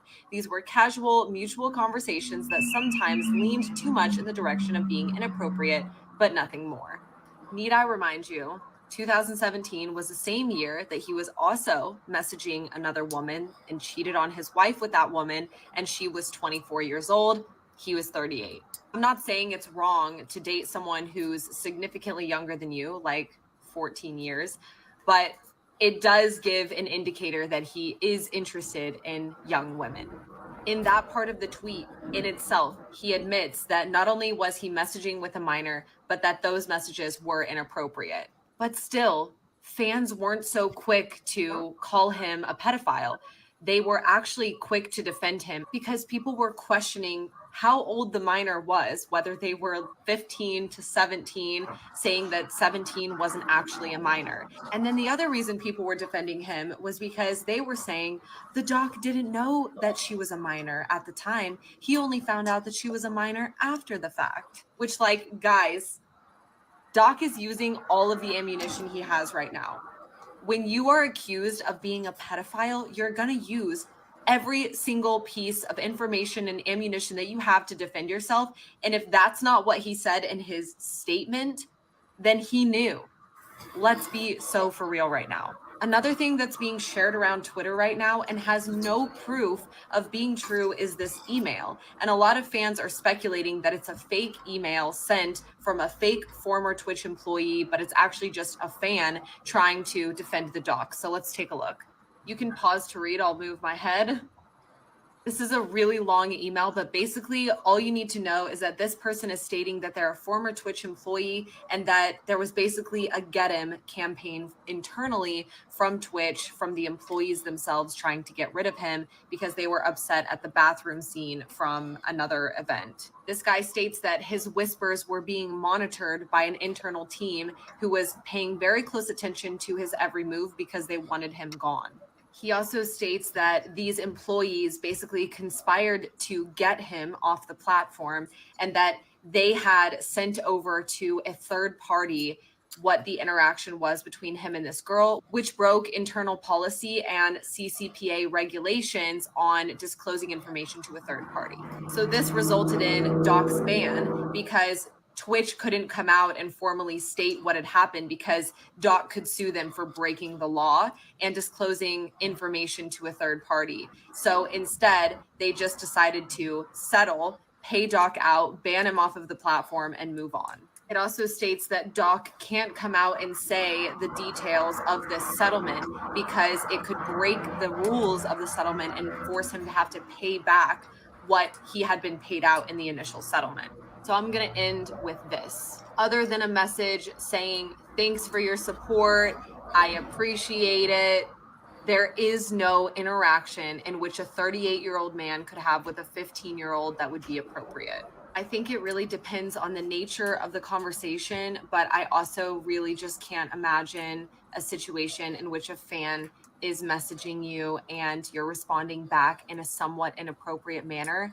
And also, he cheated on his wife with a 24-year-old as a 38-year-old. I'm not out to get anyone. I'm not a former Twitch employee. I'm just looking at the information that's out there. And from what I can tell, it's definitely fair for someone to take the platform away from a person who's misusing that platform. Whether or not Doc completely went the full length of sexting or he was just texting, it's still inappropriate and wrong. Why don't we also talk about the fact that Twitch went to great lengths to try and hide this and cover it up so that no one knew about it. The reason why Twitch didn't want this to come to light, why they settled him, and why no criminal charges were pressed is because they also didn't want to reap the repercussions of the wrongdoing that they had on their behalf. I'll be interested to see what ends up coming out of this in the near future. So stay tuned.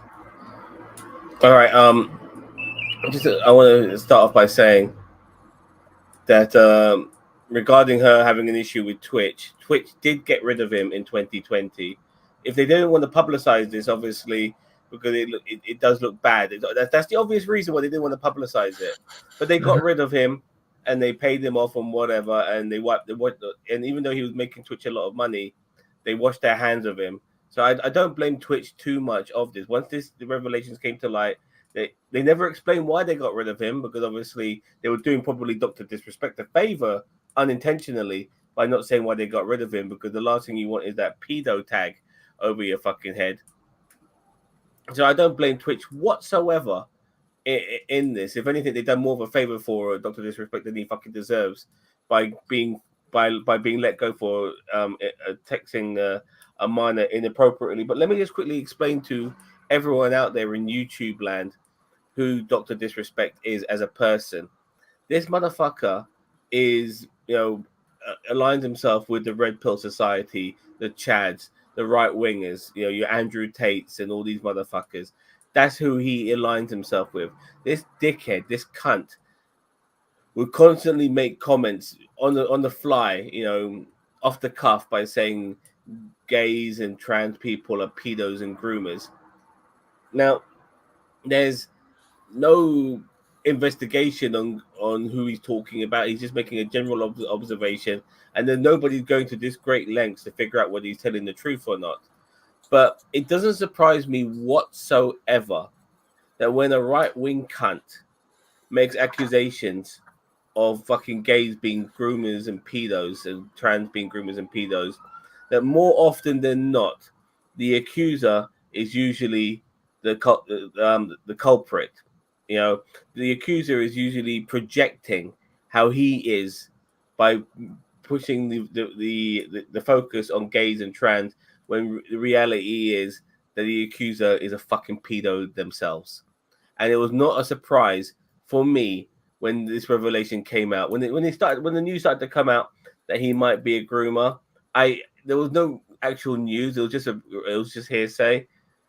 I instantly knew that he was. I didn't need the evidence. I knew that he was because this guy accuses other people of doing it. So once the revelation came out about him messaging minors and stuff like that, and he confessed to it, case done. So fuck you, Dr. Disrespect. I hope you fucking, end up going to jail or something. I mean, unfortunately, he never did anything inappropriate. He just inappropriately messaged this kid. He never like met them and all of that sort of stuff and fiddled them and all of that. He was just saying inappropriate things, but he could have gone there. He was trying to meet up with this person. He did break the law. When you use the internet to connect to a minor to arrange a meetup, you're breaking a law. Yeah, fair enough. I had no idea about that. Yeah. But he still has his followers. A lot of people initially, like despite my issues with Shredder, he's written a couple of good articles on his Facebook on people like Sneeko and Quartering who have defended Dr. Disrespect. Sneeko is another person who goes on about gays and trans being groomers.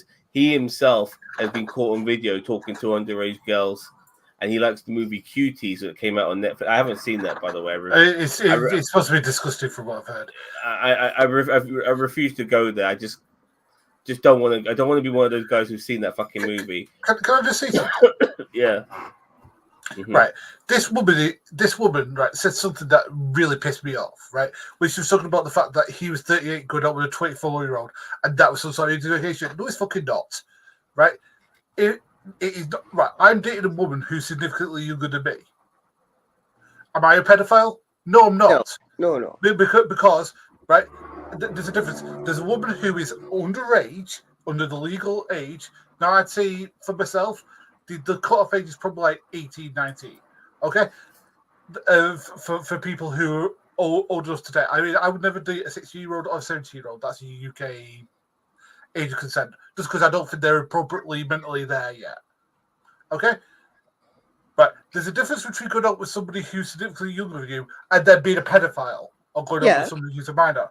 There's a significant difference there. So I don't agree with that. But everything else she said was spot on. This guy, as Sam said, was a complete and total flaming grooming arsehole, and he's deserving of everything he's getting. The only thing that might not happen is him going to jail because he might go to a country that doesn't have extradition. You know what I mean? Yeah. Apparently, he's going to Costa Rica. I've heard. Sorry, I interrupted you. I'm sorry. No, it's okay. No one thinks that dating someone younger than you that's of a legal age is morally wrong. And I think she did try to say that quite a bit. But I think, in my opinion, she was using that to infer that this sort of gives a little bit of credence to the fact that he likes them young. Yeah. Even though she was legal. And the first thing I thought was when she said a 24-year-old, I thought, yeah, sure, that's legal, but I wonder what she looked like at 24. You know what I mean? Yeah, but they sometimes like to try to make girls look younger than what they are, like with the Harlequin look as well. They always try to make her look very girly and stuff like that, you know, to make her more appealing to certain demographics, which is something that was brought up to me that I never realized until somebody mentioned. Beavis says his company investigated him from a position of believing that he was completely innocent, but then found out enough to force him out. Yeah, they did, and like I said, you know, that was the company he created, by the way, and he ended up getting kicked out by that company as well, which is ironic. Shenedy Carter, one of the younger women who pushed Caitlin Clark to the ground, lost 50 million in endorsements. Okay, cool. I'll happily get that in a bit. Angel Reese, one of the younger women who pushed Caitlin to... Oh, Angel Reese, you mean? Okay. I had the wrong name. Fair enough. Okay. I know you'd be interested in that, but... But as I said, Dr. Disrespect, as I said, I'm glad that this has come out, because the thing is, this guy with the platform he has on YouTube could have used that to cultivate a new audience of young, vulnerable girls for him to prey upon. Yeah. And there's no Twitch having a checks and balance on him and keep looking, because YouTube doesn't give a fuck. I mean, like you can see. I can't remember who was the guy that got found out to be the pedophile on YouTube and used when YouTube used to have DMs back in the day. Or Andrew Tate. There was Andrew Tate or something. It was before him. It was like this was like 10 years ago, if not more. But as I said, YouTube doesn't care. It just cares if you bring in greenbacks. That's the reason people like. I mean, it takes them a lot to ban people. And like, for example, Onision still has channels on here, and that guy Fabian groomed loads of young women to sleep with him. Yeah, I remember Onision. Yeah, of course. Yeah, that was a long time ago before things started to change. YouTube removed his monetization. Do you think they'll nuke his channel? Yes. Whoa, that's that's a big one. Well, look, I mean, do they want another Andrew Tate on their hands? And he has that sort of following. Is there plenty of I'm sure there are plenty of pedos. Because sorry, Bossman. So many kids on YouTube, it's pedo paradise. Like it's. Yeah. And that's why I think that YouTube really needs to look into its safety protocols to protect those people and to distance themselves from the creator. Because the thing is that the 99% of us are all right. It's the 1% that need those safety protocols need to be in place. It's a little bit on the parents regarding putting the parental control on these accounts and stuff like that. Mm-hmm. I think it's fundamental. You make your kid a YouTuber. You have to actually make your kid a YouTube account, and then put parental control. Because if you don't, then they could just go without. By not having an account means they can't communicate, but still, they can still watch stuff which is not necessarily meant for them. Having parental control. Go to the library. You can, as a kid, you can go to the library. Yeah. Parental control doesn't mean shit, but there are ways of getting around it. But it's better than nothing, and like, have your eyes on your children when they're on the internet. But look, check in on them and ask them who, to show them who they're messaging. Yeah. That's, I think, a good idea. This person is this EDP 444? Is it that fat black guy? He is, yeah. Yeah. I remember. Yeah, but the thing is that that's not the first time he's trying to do it. I think Beavis, Beavis will probably correct me. I think it's like 5 times or something like that. He's tried to do it before, and because I think he got stung like 10 years ago, and then 8 years ago, then 6 years ago. It's like every couple of years he gets. It's like go to the stage now that what's the word? Benefit of the doubt has got to go out the window to say this guy's a complete piece of shit. Came off the phone before, and they'll only give them 2 to 3 years, and then they get out. It's like, does no one realize that they're not going to stop? And this isn't the first time when you finally catch them that they've done this. I mean, it's sickening. And when you brought up Chris Hansen, that was something I wanted to sort of throw out there. It's interesting how Chris Hansen catches all these pedos, but he never does it at a trans club. He's never catching trans people. He's catching priests, coaches, military people, teachers, judges, police officers. He's not catching trans people. He's catching those, I'm a straight guy. I hate trans.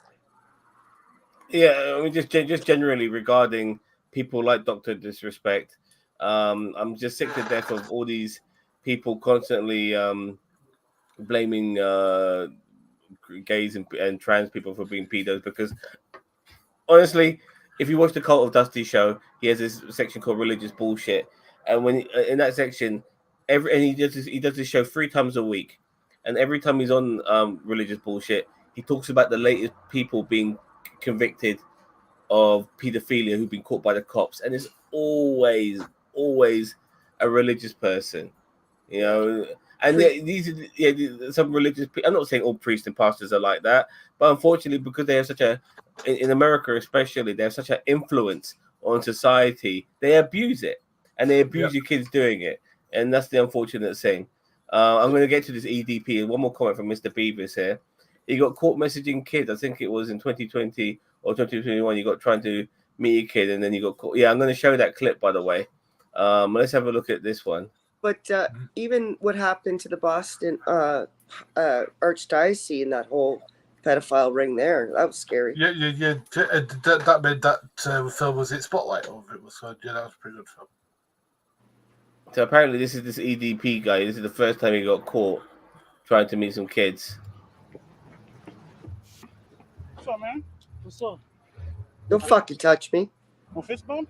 I don't fist bump people like you, man. To be Okay, honest. so Yeah, you're lacking. What's up, boys? It's Bumpkin, and welcome back to another one of my videos. So, look, Oh, for yes, fuck's I've sake. been gone, and I know what you guys are thinking. I don't want to see your he video comes games, back for mate. like 2 weeks and then disappears again. What a goddamn loser. Listen, I get it. I know what you mean. I hear you. But My God. hear me out. The big plan is really to let the rest...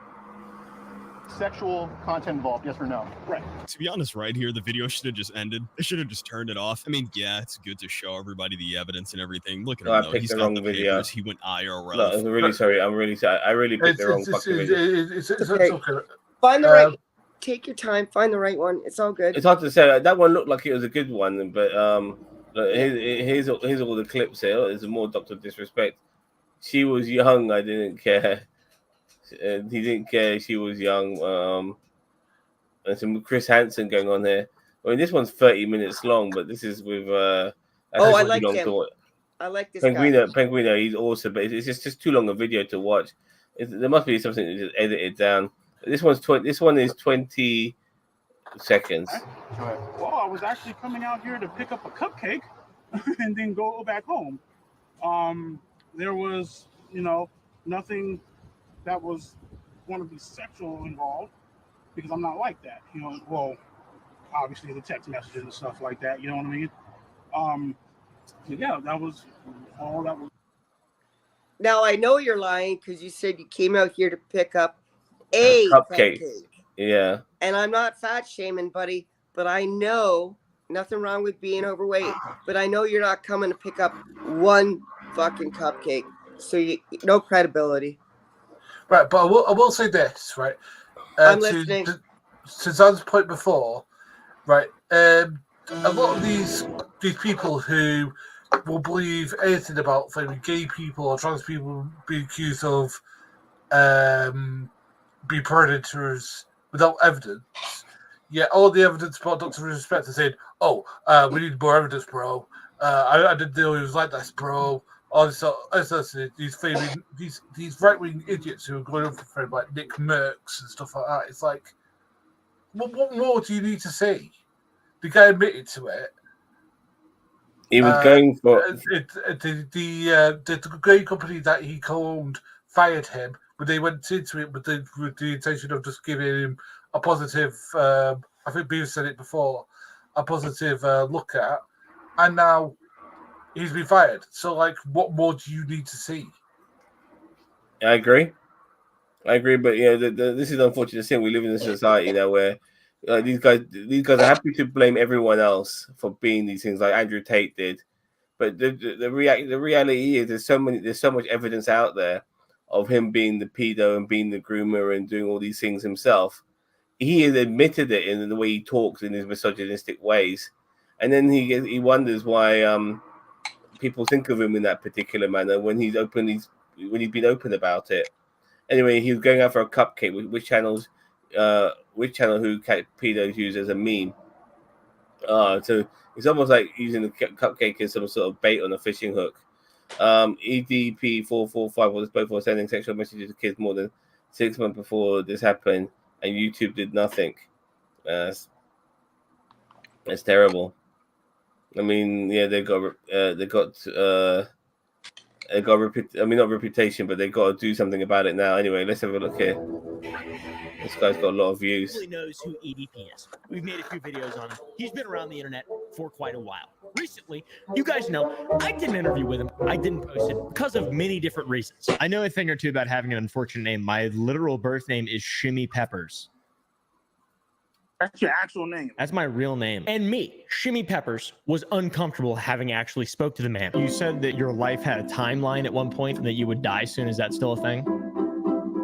And now he has been caught lacking again, as the kids say, lacking in the streets. And this time it wasn't for a cupcake. The man is like a rat. It is insane. Look at this screenshot. This is Gideon on the right in a cupcake suit. And then we have EDP and what looks to be some kind of dialysis clinic they're outside of. Well, we'll get into that. This whole thing is really, really strange. The first thing that I saw of this was that EDP... All right. Actually, I don't want this to go. This is going to go on forever. But him wearing that cupcake suit, was fucking beautiful. Yeah, so yeah, well done to Gideon or Gideon, however you say his name, for doing that. Boss man, you still there? Yeah. Okay, sorry, you were so stationary for a second. I thought you had frozen. All right. So yeah, that's everything we've got so far regarding all of those things. So I think now, guys, it is time for, if I can fucking find it. It is time for Zams TikTok treasures.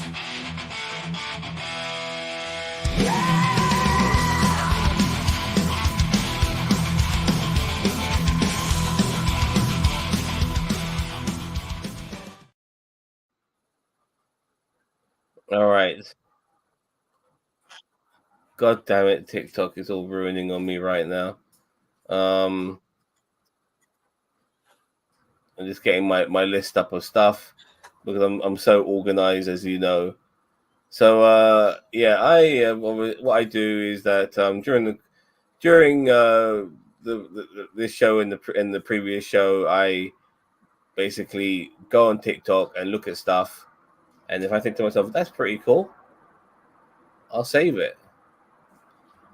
So I got a whole bunch of stuff that I've got during the course of the last several days, and let's see where we start. Shall we start with something funny? Let's start with something pretty interesting. Let's start with something funny. This is quite sweet. This is animation I saw, and I thought to myself, this was pretty nice. Let's check this out. Humans have come so far, and to think it all started with me. Hang on, is she serious right now? Just so we're all clear, civilization wouldn't even exist without me. For the last time, Fire, you were harnessed, not invented. You're not even in this club. Look, we all have our place in human history, from the jaunty little trinkets to the catalyst of the Industrial Revolution who facilitated the global trade of goods. And I'll take the spread of ideas over the spread of goods any day, but you do you. I mean, if we're talking about who's most responsible for the spread of ideas... Hey, just remember, some of yous would have still been science fiction without us material guys, eh? That's a good point. Hello, world. Hi. Can I have a seat at your table? Will you be a net good for humanity? Of course. Humans have come so far. I just thought that was just a great little cartoon. No? The days, well, my particular hand is on, no, it's not that good for society. Because I think AI is shit. You know, and it's just another way of getting rid of poor people from jobs they're already doing, to say, you can't have this job that makes you well paid, that you're actually good at, and that you've studied and crafted and worked hard to do. No, we can get a computer to write it more half-assed, more bad. I mean, like, if you want to see how bad AI is, look at Star Wars. That was written by... I'm now calling it, that was written by AI. Acolyte's been written by AI. You cannot tell me otherwise. And we watch it because Sam. Let's just make sure we know for a fact. I'm saying it for a fact. The Acolyte was written by AI. There's no way a human being sat down and wrote that shit. All right, and this is how I know. Right, I've been watching The Bear recently because I've just got into it. Right, that is superb writing by a human being who understands human emotions. I watched The Bear too. The Acolyte is written by a moron who does not understand what human emotions are. So a computer. Okay? That's the difference. Look, I just want to look regarding... Hello, my darling girl, my beautiful baby. I just want to say that regarding AI, I can understand people's problems with it, but I myself am not an artist, and I have still ideas and visualizations that I would love to see created. And if there is a tool out there that can create my vision, that I'm unable to do with that, I just haven't got the abilities to do it, then I wouldn't have an issue with it. Then AI would be the ideal solution to visualize what's in my mind. I've got two words for you, Sam. Deviant art. Sorry? Deviant art. Deviant art? Yes. that's where semi-professional people who do really, really good work do it for a reasonable price, right? That's better than some flaming AI, which will fuck up your idea really badly. Do I then take the flaming rules-breaking flaming art style of the flaming, was it Secret Invasion intro, where it's like all the green button faces and stuff like that? That's not art, that's fart. No, but I could go on AI and I can make it have an idea and say to myself, you know what, the AI hasn't got it exactly the way I wanted it. Let me think about what I really want and add that to the algorithm to get what I want out of it, or the best I can get out of it. Because an artist is a bit like a hairdresser. You tell them what you want, but they don't necessarily fucking give it to you. You know what I mean? And I look at it from that aspect. But it's a tool that we have now, Gary, and yeah, I agree. It will have its issues, like many things, but it's here to stay, and it's only getting more and more No, it's not. relevant. It's like Betamax. It'll be here. You really think so? I don't know.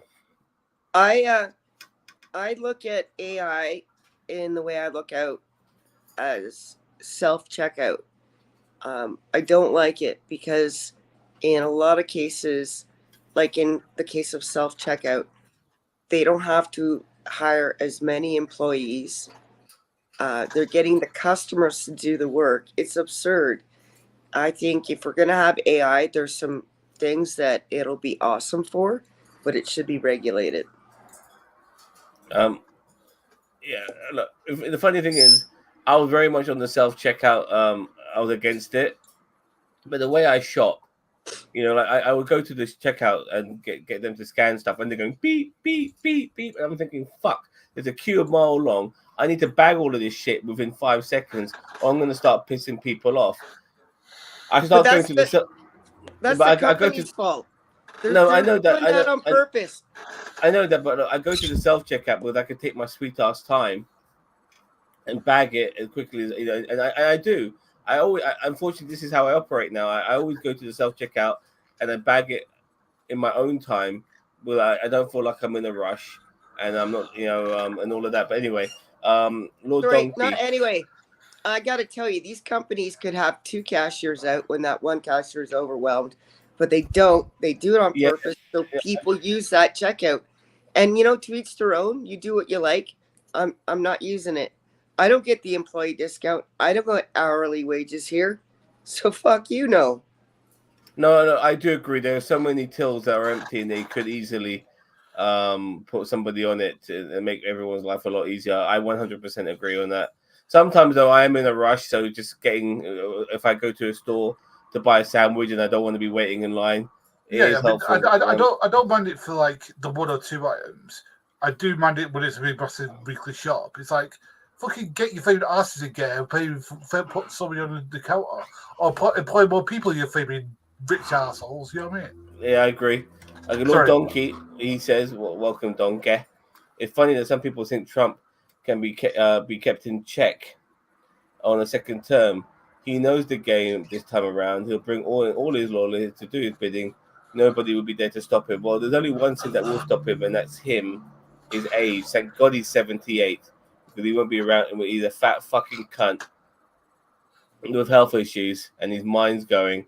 Thank God he won't be around. But what worried me the most is his successor, because I think by the time Trump comes in, he will end the democracy, and I think his successor might be a bit more competent. Ron DeSantis worries me way more than Donald Trump does. Because he's more competent, he's educated, he's way more confident, and extremely more evil. Gary has made the AI hit list and won't make the cut when the revolution begins. I miss you, Gary. Yeah, Skynet's going to come after you. Robot could kiss my ass. That's what they're coming for you, Gary. AI should I'm be on the okay list to use. too, Gary. We'll hide out in the woods together, okay? Yeah, I'll bring a shotgun. It's just like, yeah, I hate. I got you covered. I hate AI with a flaming passion. I think AI should be used to flesh out ideas and then let it be finalized by humans. We don't need full AI-driven characters. Before I get onto more of my TikToks, like in the future, like Netflix will are considering like somehow making an AI Netflix channel where you could just go on Netflix, say I want to watch a movie that has this, that, and the other, and then boom, it just makes you on the fly. That sounds fucking terrible. I'm curious to see how that works. That sounds like it would be the worst thing ever. I'm just curious. I think I'm just curious to see. Okay, fine. It's like being in Star Trek and going up to that machine that makes you a coffee or a meal.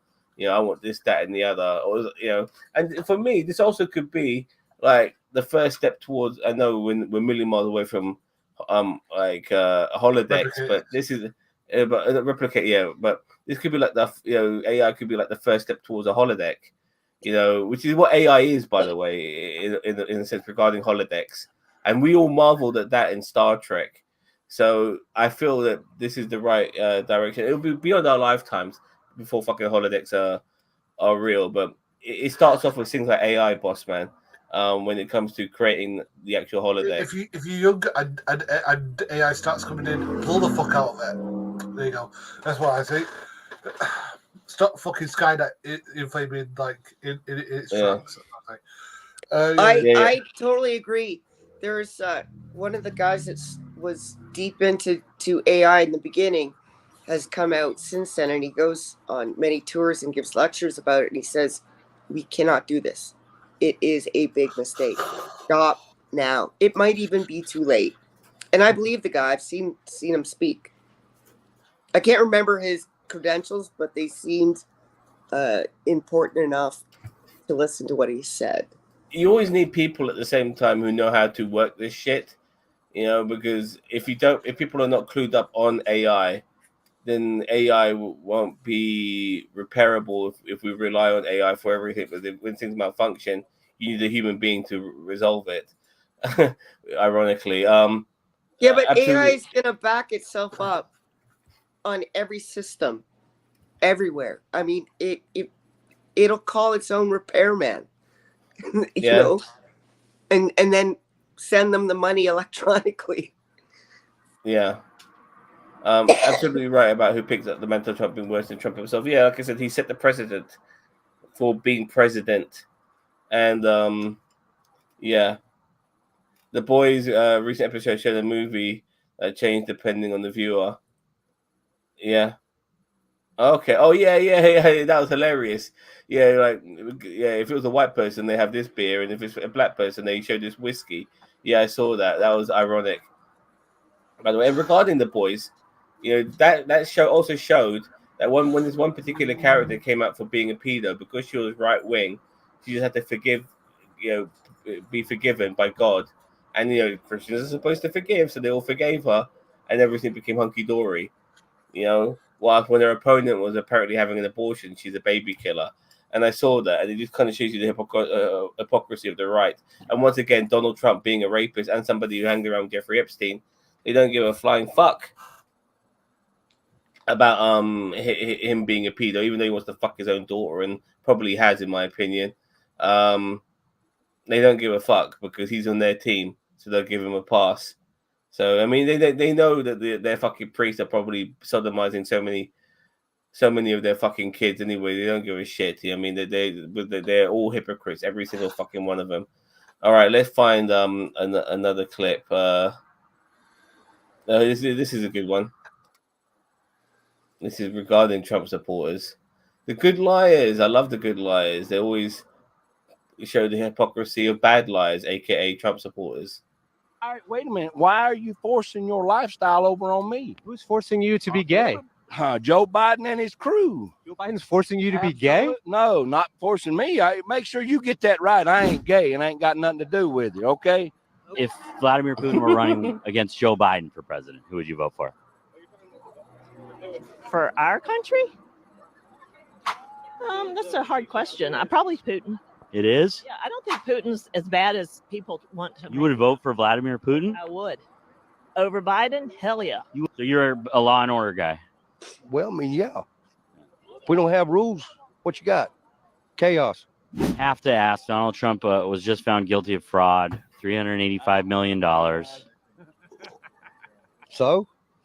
Law and order. I'm not electing a priest. Donald Trump becomes president. What would you like to see him do to Democrats?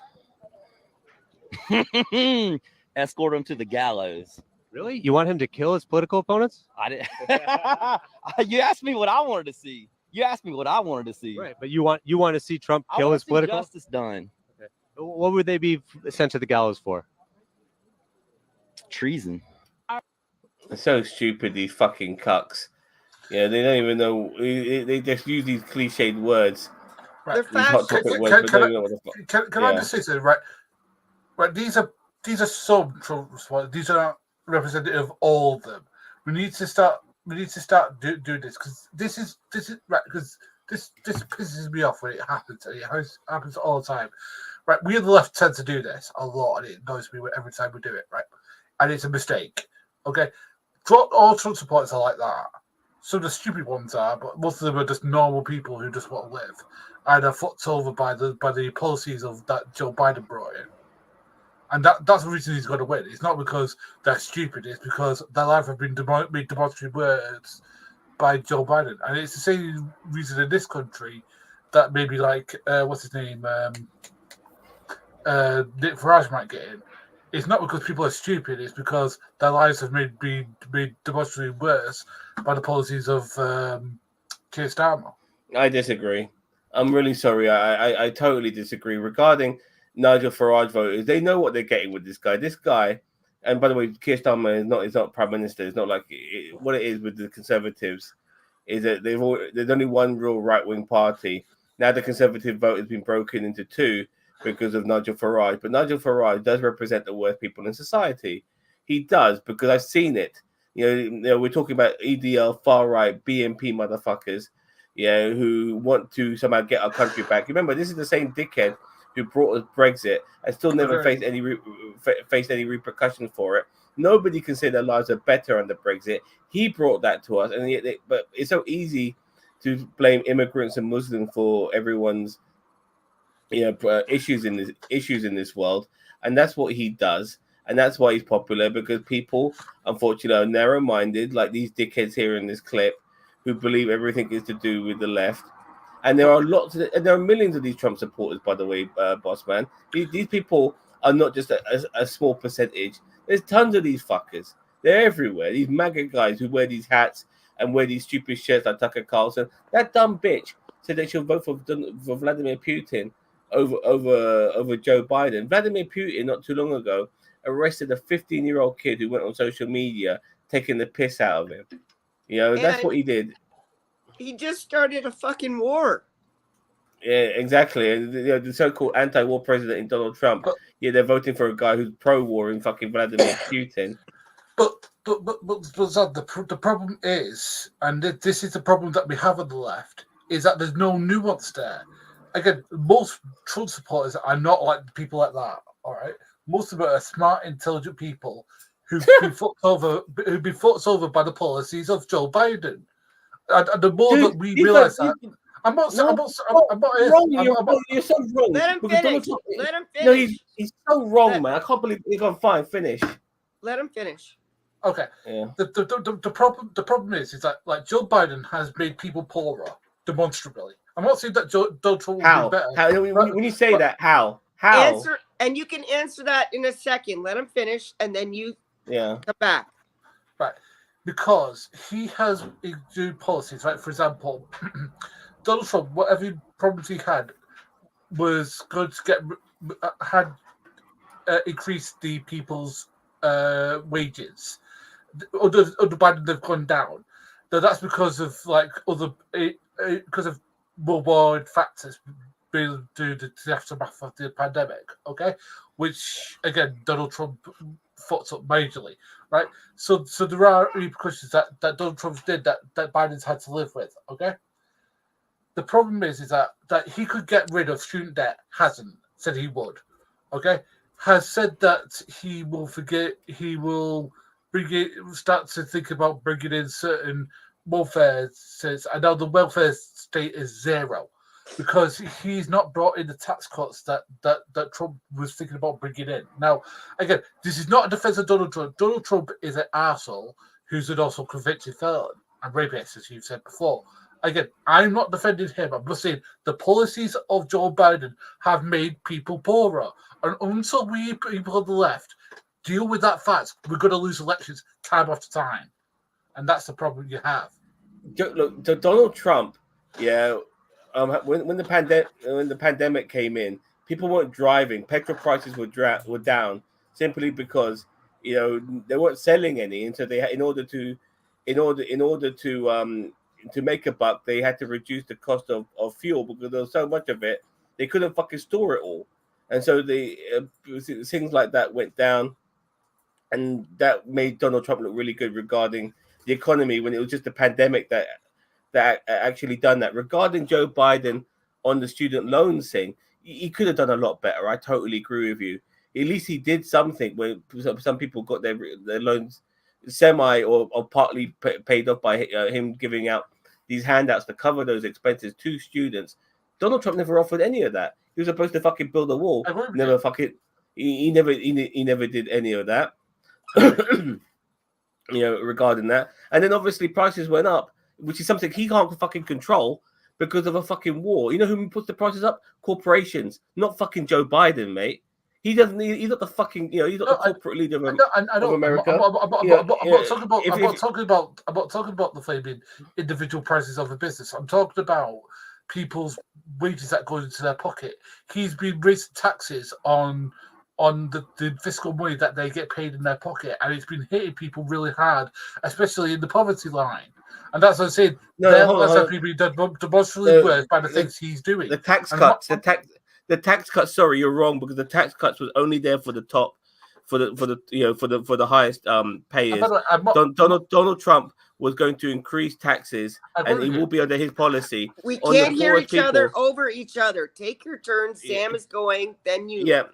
And Donald Trump is increasing tax rates for the poor workers. They actually have to pay more. It's the top 1%. This is the thing with the term tax cut. People are so fucking stupid. They assume it's all around for everybody. It's not. It's only for the top fucking 1%. They are now only paying 21% in taxes. And if Donald Trump gets into power, they'll probably pay fucking a lot less. And these motherfuckers has tax havens abroad. That's the only thing Donald Trump brought in as a policy when he was president of the United States, tax cuts. But let's be honest, the only thing Donald Trump is popular for is coming out with rhetorics that fucking riles his base, because he's done so much bad and he's been convicted of so many bad things.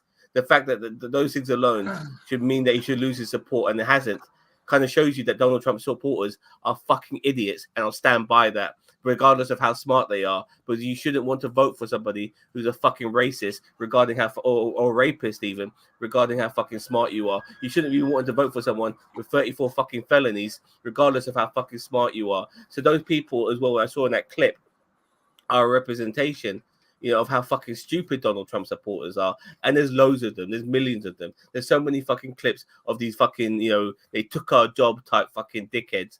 They're all over the place, mate. So with you saying that this is not a representation, unfortunately, it's enough of a representation, boss man. It's in plenty of a representation of fucking Donald Trump supporters. But there's nobody on the fucking left.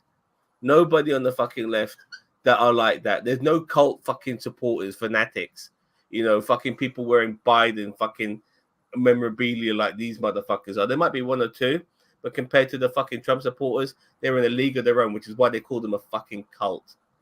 Okay, boss man. Okay, I don't disagree with that. I don't disagree with any of that. I'm just saying why somebody would vote for him. I'm not saying that me. I'm saying why people vote for him. Because, again, their lives have been made demonstrably worse by Biden's policies. I'm not saying Trump's policies are better. I'm not. I'm saying that if you're poor, if you're broke, and you're getting fuck all, and here, under this guy's presidency, as much as maybe it wasn't his policies that were doing it, you were richer, you weren't paying as much tax, and you could actually afford to have, I don't know, a meal a day, then maybe that's going to inspire you to vote for that fucker. That's all I'm saying. I'm not saying it's right, wrong, or different. I'm just saying that's what his policies did. right and wrong, that's factually what happened. I'm And sorry, denying that makes you look stupid. No, look, you misunderstanding me, boss man. I said Trump supporters are fucking idiots, and the reason why they're fucking idiots is that they're voting for a rapist and a fucking convicted felon. I agree with you. And regardless of what policies, which I actually disagree with you on what you said with my earlier explanation. The fact that they're willing to vote for this guy and they don't do reality, it kind of shows you that this representation. You told me earlier that these guys don't represent all Trump supporters. Well, unfortunately, what I'm trying to get at, which is the overall point, is that there's too many of these motherfuckers, and they're fucking idiots. Every single one of them. They're all fucking idiots. They are totally disingenuous. When you bring up the fact that they're the law and order party, and yet the first person they're fucking voting for is a convicted felon, and they wear shirts now that says felon on them. They're a cult, and these are the things I'm trying to narrow down to you, boss man. You want to talk about policies and shit like that? I'm sure a lot of fucking rich people will happily vote for fucking Donald Trump because yes, Joe Biden is definitely against them, in my opinion. Not completely, but more against them than Donald Trump will ever be. Donald Trump is them. You know what I mean? He'll be going up. He owns businesses still. Businesses he shouldn't be owning anymore, but he's fucking president of the United States. But he's allowed to fucking break the rules like he's always fucking done. And the people that that follow him are fucking idiots. And I've already explained my reason why, because they follow somebody who is not law and order, even though they want to claim to be. They follow somebody who is a convicted rapist, and they follow somebody who has 34 fucking felons. They don't believe in their own ideology, and you see how cult-like they are. They are unable to be convinced. They fucking drunk the Kool-Aid. I would vote for a Republican who offered me policies that would work for me. If I don't give a shit whether it be Democrat or Republican, you offer me policies that work for me, take my fucking vote. You know what I mean? But right now we're on team Republican or team Democrat right now in American politics. And a Democrat could offer you all the best policies you'll ever need. But no, I'm only going to vote Republican. That's why people like Lauren Boebert has been fucking reinstated. People like Ted Cruz, who does nothing. Get Greg Abbott, who fucking ruins people's lives. Ron DeSantis, who ruined people's lives. These guys stay in power, even though they do nothing for regular fucking people, because it's a fucking team sport. And that's what makes these fucking dickheads stupid. They'll always make them stupid, and I will never look past that, because until they prove it to me that they are capable of not being this stupid, then I will happily hold up my hand. And there's been one or two people who have got off the Kool-Aid and they realize, shit, I went down the wrong fucking direction. I shouldn't have gone there. I've come to realize that this person doesn't benefit me. Those people are around, and I've seen them on YouTube and stuff like that. They're few and far between. A lot of these times, these people vote for somebody who's against their best interest. My cousin, who's Muslim and lives in Canada, loves Donald Trump, would vote for Donald Trump if he could, even though Trump wants to bring a Muslim ban. He's too fucking stupid to realize that he's supporting somebody who hates him, and he's a very intelligent guy regarding his academics. He's a scientist. But when it comes to things like Donald Trump and politics, he's a fucking idiot. He thinks Vivek Ramaswamy is a very cool guy and all of this sort of shit. He tried to tell me how corrupt Nikki Haley is, not looking to the fact that Donald Trump is corruption personified. So that's why I look at these Trump supporters as idiots, but they support somebody who's corruption personified in Donald Trump. They're the idiots, regardless of the policies of what Donald Trump has done, and Joe Biden has done. They're supporting somebody who's a felon. They're idiots. No, I agree with you. But what I'm saying is that in the American system, you've got very little third votes. So, like, at the moment, it's RFK Jr., who should be somebody you should be able to go towards, because of his family lineage and the fact he's been around politics all his life. But because he's an anti-vaxxer and a lot of other things, you can't vote for the fucker. And that's what I'm saying, that American politics really needs a good kick up the ass, because this two-party system is not helping anybody, in my opinion. But as I said, I'm not saying why somebody who is intelligent would vote for it. I'm not saying it's right or it's what you should do. I'm just giving you reasons why, if you're somebody who's poor and you have fuck all, you might go, do you know what? At least with this guy, I was a bit richer. That's what I'm saying. I wanted to get into other things now. Biden tried the student loan forgiveness through the drug his feet on it because he knew he would survive the Supreme Court. Yeah, and the Supreme Court, who are mainly made up of Republicans. Mainly, they're almost. I think two aren't. The rest Gary, are. you're blowing smoke. The Trump tax plan nearly doubled the standard deduction for all filers, minus the rich. Many of this tax plan still haven't went into effect. The tax plan hurting us in the U.S. was signed in by Trump. They increased again next year. The Trump tax plan saved me pennies, and then I turned around and my healthcare jumped in price. Trump policies were set to go into effect during Biden administration for a reason. And this is why I brought up this clip, by the way, we're about to see. And we've seen it before, but I want to bring up again for Rick B, who's always wrong when it comes to people. And here we go. I'm looking forward to our conversation today. Me too. Thanks for having me. That was a fantastic opening monologue. You are so bright and articulate, and I guess I can call you articulate since you're not an American Black. Can't say that about them. That's derogatory. Oh, and I agreed with many things you said during, in fact, probably more than most other candidates when you were running for president. But I still would not have voted for you because you're an Indian. We'll get back to that. Okay, let's not listen to these guys laughing. I wouldn't vote for you because you're an Indian. Now, Vivek obviously didn't say that. Ann Coulter said that to Vivek. But Vivek wants to associate himself with these people. Now, these pick-me's like Vivek and various others like Candace O and stuff, they themselves love the oppression. They love the prejudice and all of that. They want to associate themselves. Obviously, there's certain things about them that means that they have to obviously be that pick-me in order to associate themselves with them. But they know who they're getting themselves, who they're going into bed with. You know, the worst kinds of people. And Vivek is one of those worst kinds of fucking people. And here he is, to his face, being told he's an Indian. You know, he's not a fucking Indian. He's an American. The reason why Ann Coulter wouldn't vote for him is because he's brown. That's the word she should have used. That's exactly what it meant. But he's not a fucking Indian. He's an American, but he's brown.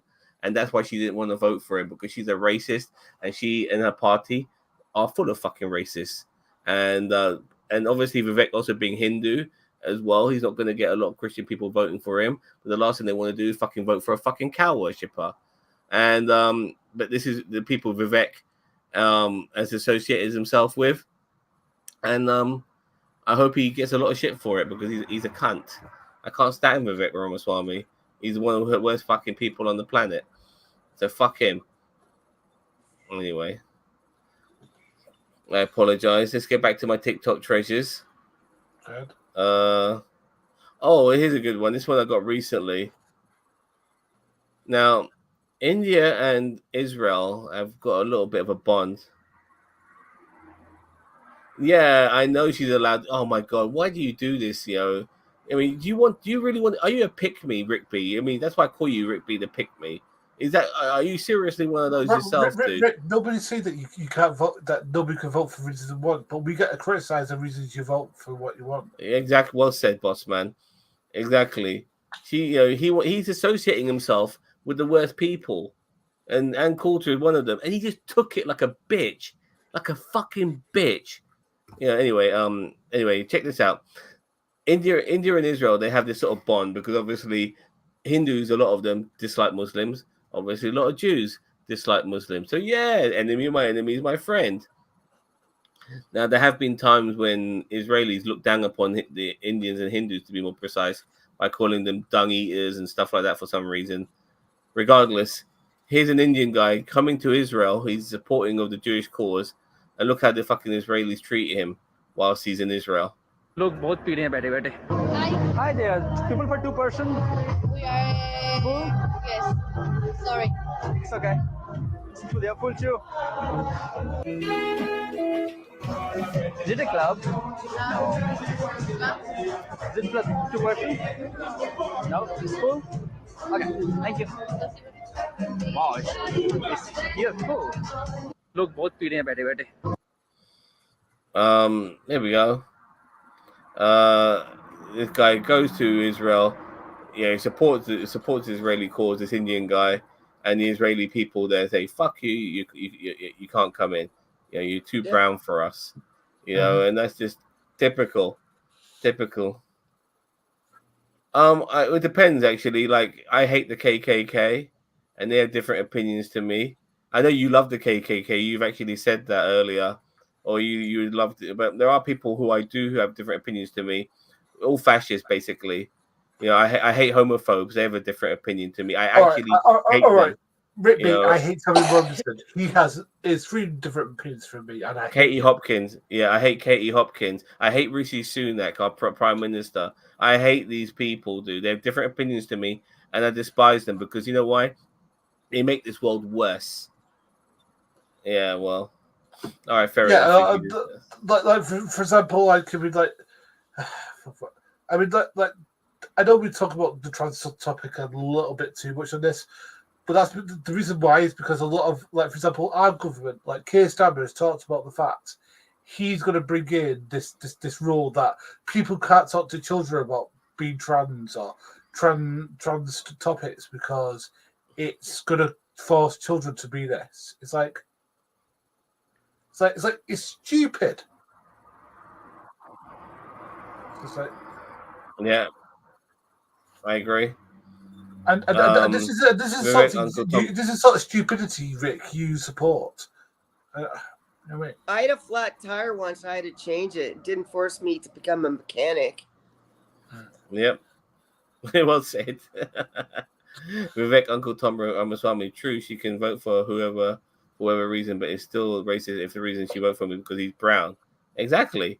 But, you know, well, you should start hating some people because honestly, with Rick B, if you walked into Clacton right now, there'll be a whole bunch of cunts who fucking hate you. My only problem with videos like that are that I can't see the videographer. They could be wearing a hat that says "I'm a paedophile." For I have to give the benefit of the doubt that they're not, you know. But fair enough. It's not like it looked like he was more looking at the. When he came down the escalator, he didn't have a hat on. Yeah. Well, why should I be happy at this moment in time, Rick B? Like, our NHS is the shit.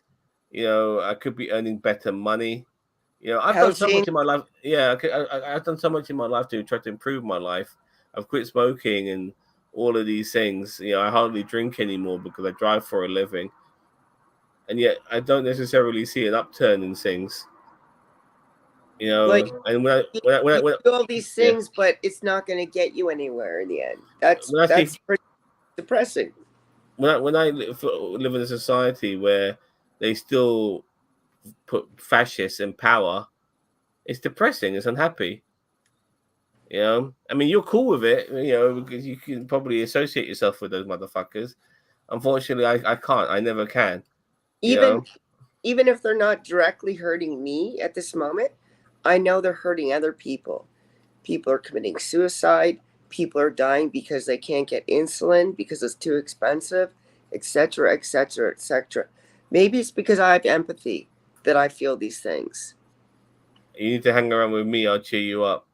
I don't know, dude. Your political aspirations and the way you do things, I think you'll piss me off more than you are when you come into our chats. But fair enough. Maybe one day, dude. It's the world going to say not the super awesome happy hour. Well said. You have to get dressed first. All right, let's just check this comment. This video clip here. This is the irony. By the way, this is pretty cool about the Canadian football team. I thought of you when I saw this clip on TikTok, Chris. Canadian football team in 2000 versus 2024. So tragic. Few countries are undergoing population replacement as rapidly as Canada. I mean, what can I say, man? Maybe tell your people to get better at sports. But seriously, this is ridiculous. Few countries are undergoing population replacement as rapidly as Canada, right? And he shows a picture of white Canadian soccer players in 2000, and now in 2024, it's a lot of black players, right? When in reality, black people only make up about 3.5% of Canada's total population, with a projected increase to 5.6% by 2036. Wow, man, 5% of the population, you guys are getting fucking replaced. It's crazy. Meanwhile, Canada's white population is 70%. And to the people who actually believe in replacement theory and think white people are going to become the minority in America, Canada, and Europe, what's wrong with being the minority? You guys tell us that there's no disadvantages to being the minority all the time. So why can't you guys just shut the fuck up and suck it up like you tell the rest of us to do? I seen this post that said, That's absolutely he nailed it at the end. He's like, well, why are you afraid to be a minority? I thought you guys were saying there's nothing wrong with it.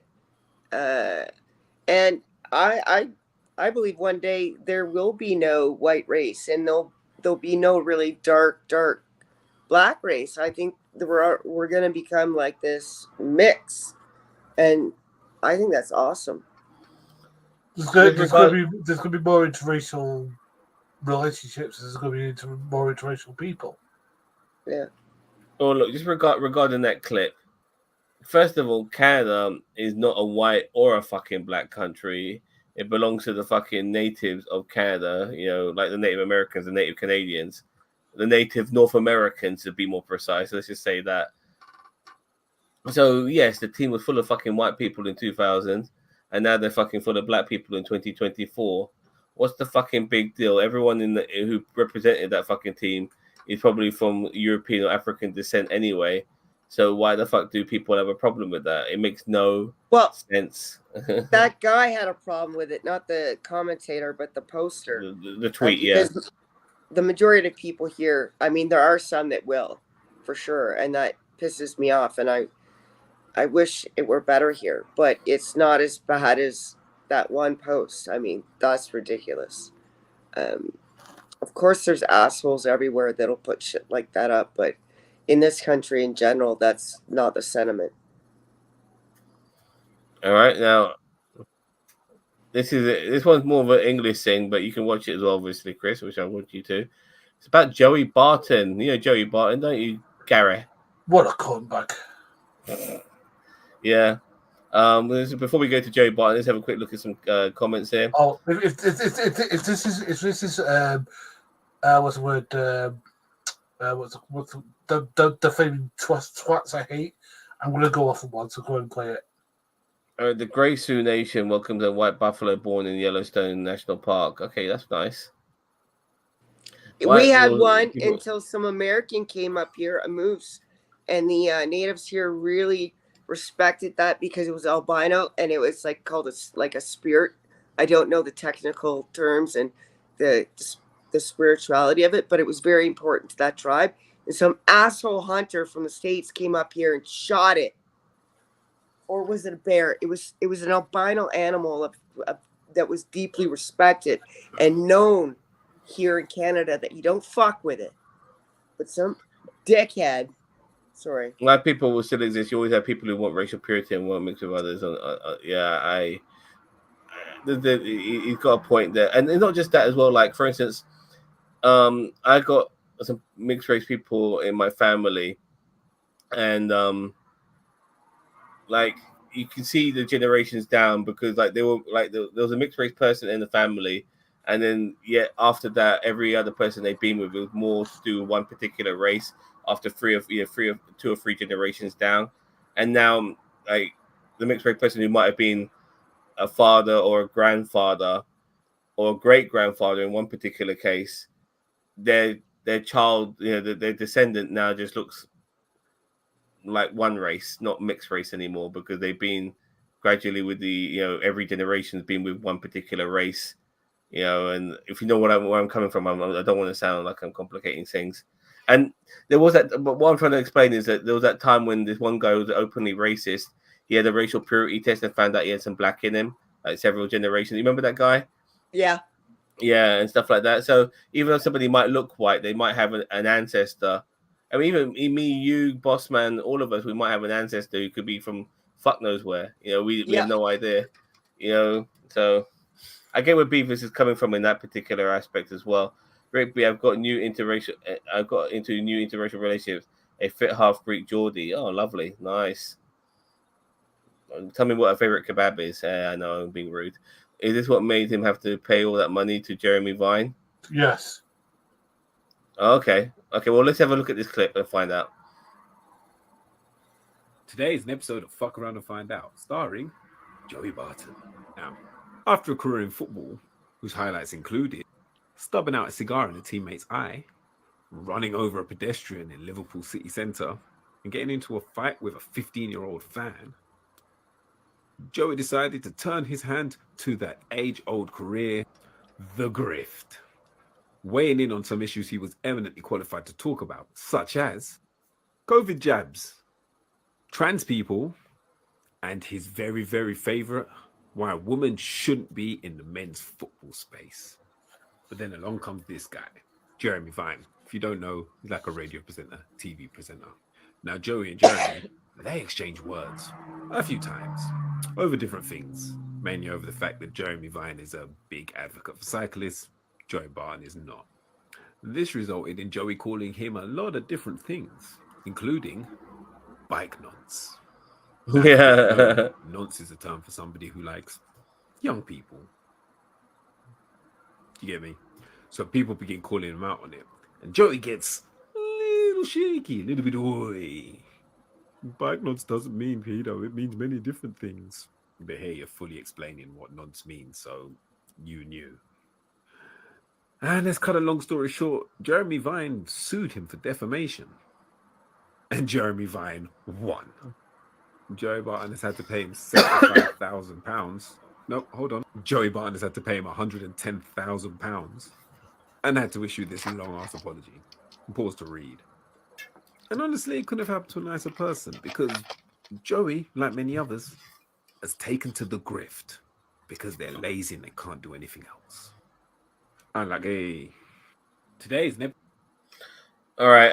Just a comment on. I know what that means, and I'm not from your country. I mean, it's a bullshit. No wonder he won. We're all related to Genghis Khan. That's from what we were previously talking about. Jeremy Vine is a bike nonce. Nonce in that context. Yeah, but look, the point is, Rick B, even if he wasn't meaning it in that context, when other people won't know the context, will they? Is that a joke again, Rick B? You know? And look, as far as I'm concerned, when I hear the term nonce, there's only one context, and that's pedo. And even if it was just one person who took it that way, that's defamation. Yes. Exactly. Joey Barton, as a footballer, Joey Barton, he was a decent footballer, but my God, he had demons. Jesus Christ. This guy was so controversial in everything he fucking did. You know, it's no surprise that he's doing the right wing grift.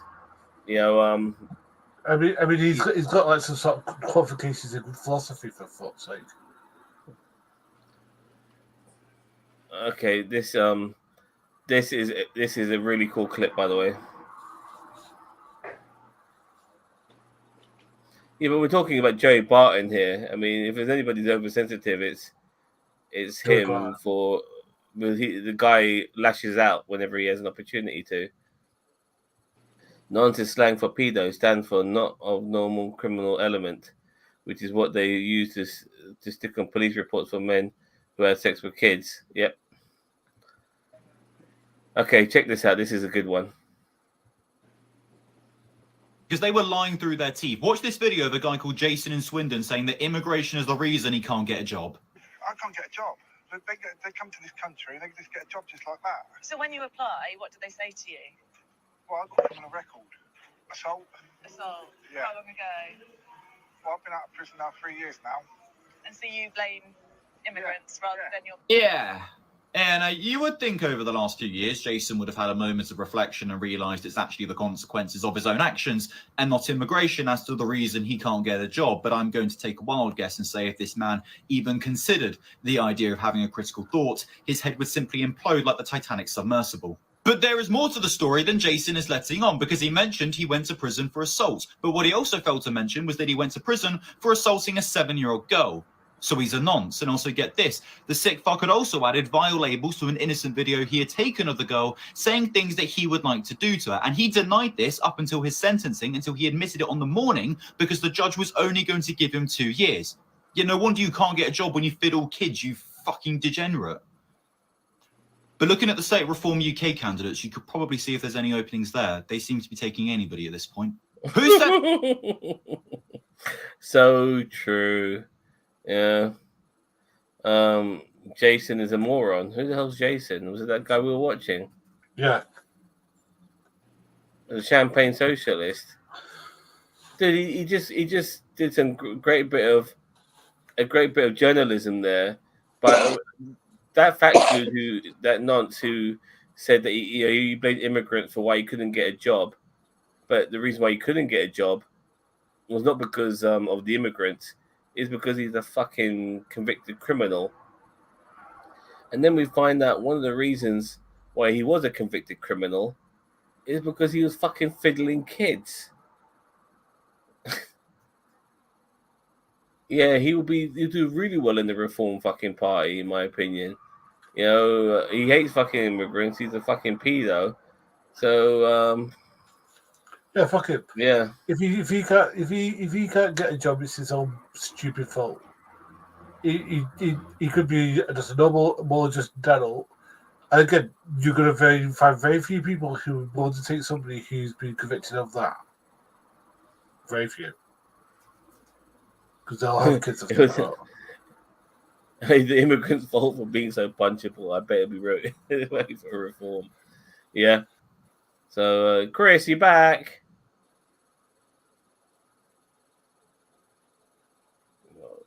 To the toilet. So, I'll start being very slow on this. So, regarding the history of American racism, because, you know, the thing with America is that they like to call themselves the land of the free, but the reality is it's only free if you're fucking white and male. Other than that, it's not really free for everyone else. Things like interracial marriage only came out in the 60s. You know, I mean, that's in people's lifetime still. Regarding these things, I mean, when they got their freedom from Britain, these British people who got their freedom from Britain, you know, they still had slaves. I bet they weren't free, and they're obviously committing mass genocide of Native North Americans as well. So, regardless, let's just check out this clip, you know, before I go on my usual rant. LGBT community gets a right. They're not taking a right from you. They're saying we just want some of the rights that you have. Blacks saying we want some of the rights you have. Women says we want some of the rights you have. We're not taking any of your rights away. We just want some of those rights that you've been given because you've been a white male. The one man that's never really had to fight for anything. A white man in America has never had an amendment that says you can't go here or you can't do that. So we got to pass this legislation so you can. Every other minority has had to have amendments and legislation in place so they can get certain things that the white man has been afforded for 400 years. LGBT community gets a right. Man, he fucking nailed it. Absolutely fucking nailed it. You know, it's so true. Sometimes when I try to explain these things, I go on these long, incoherent rants. But, you know, he's saying we're not trying to take your rights away. We just want the same fucking rights. But this is the problem. Equality feels like oppression for a lot of people, which is why they don't like having those rights being given. And it's a shame, really. It's a shame. But sometimes you could be of a different demographic and you still might not have all the rights of a fucking straight white male, but you might have a little bit more rights than maybe a gay person, or you might have a little bit more rights than a woman or a black person, and you don't want them to have the same rights as yourself because you tick some of the other boxes. And yeah, that's why, and then we have picnics like Rebecca. Yeah, that's why the Karen thing exists, right? Because even though women have not had a great past and even present, there's still some that know that they have a little bit power over other people, or perceived power or advantage in credibility when it's not warranted. If they do a report on someone and they use that and they abuse it, and it pisses me off. Well, because the thing is, it pisses me off as well, because that's the reason why a lot of people aren't believed when they say, "Hey, I've got this going on." They go, "Yeah, right." Because like every time your calls are taken seriously, it's because of these idiots. Yeah. A couple of comments here before going to the next clip. Paramount deletes the archives for both MTV and VH1, making it as if they never existed. The archives. Oh, come on, that can't be real. It the is archives. Real. Like, but if you need to go back for footage for whatever it may be, you have to. Okay. Did Philomena Kunk? Who the hell is that? Is a fictional person. Okay, do a joke about that. The Wild West and land of cowboys became known as the land of the free, which must have been a surprise to all the slaves. Yeah, I know. We got our freedom, to keep slaves, and we love the Confederacy, even though they are not America. And they were Democrats as well. Let's not forget that. Remember, but we vote Republican. Anyway, regardless, oops. I've made a boo boo. I just want to go back briefly to the AOC comment. It's a big deal because when you say something about someone, when we're talking about politics and it's a woman, and you distract from the subject by using something like looks or sex, you're minimizing and you're not allowing them a space to actually address what should be being talked about at the time. So that's why I was really pissed. Yep, I agree. All right, now have you heard of this person called Lily? This person Lily, it was a TikToker who said the N-word on TikTok, and all of a sudden she became the darling of the right wing. Here we go, another attractive conservative girl, and then they started digging into her past and her life, and found out certain things that maybe she's not as much on our side as we realize, because she has a mixed race baby for a start. Ooh. Anyway, let's look at this clip. So I posted about how this woman wanted to become a right-wing grifter overnight and how it wasn't quite working out for her. Well, she is not taking it well. All right, y'all. So me and you, we're the normies. We are the fucking normal people. We're the ones who built this damn country, and we have these fringes on the far right. We have the fringes on the So I'm trying to increase the volume here. They all have their little cliques. They all have their little catchphrases, and they both fucking hate me. They both hate me because It's on full. I'm not sure why she thinks she's a representative of anyone, but let's go on. Because we're normal. Because I don't want to join your gay club. Because we don't want to be a part of that gay shit. We're just normal people who work and pay taxes and get shit on. The government shits on us. The far right and the far left shits on us. And ultimately, no one gives a shit about fixing this country because they're so busy. It's a circle jerk. They're so busy trying to, appease their own and stay in the good graces of their own and get famous and whatever, that they don't care about America. That's why nothing gets done in this country. Because they're so busy, fighting amongst themselves, like little fucking pussies that they are, that they don't care to do actually anything about changing the country. They like to talk about how oppressed we are. Oh, they shut down our menus. Oh, they're all racist. White supremacy is the biggest danger in this country. Sure, you dumbass. There are a lot of sources about white supremacy and far-right extremists being the biggest domestic threat in the United States, and I feel like she should look at those rather than just saying, sure, dumbass. Meanwhile, me and you, the normal people that went to college, we didn't When you try to lean into the right-wing grift, your target audience is not the college-educated.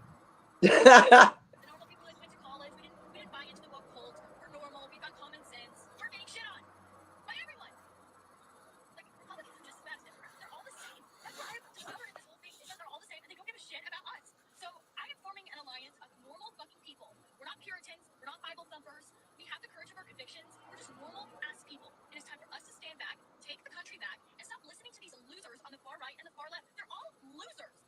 At this point, if you were to play a drinking game titled "Take a Shot Every Time She Says the Word Loser," you would die. They're all losers.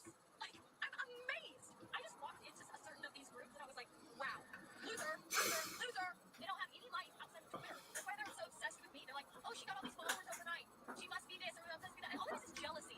You bitches are fucking jealous. You're just mad because your whole life is all about Twitter. Your whole life is all about your followers and your engagement. I don't give a shit about that. I'm just a normal person. I've gotten thrown into all this shit. I didn't choose this. I didn't ask for this. And you fucking pussies Shut up. What success is she referring to? She posted bigoted material and got fired from her job. See a normal person succeed. You can't stand to see somebody who's not going to come and lick your ass. I'm not interested in being part of your club. Your club is gay. And so are you. Almost said it. Anyway. She had to refrain herself from saying a racist word.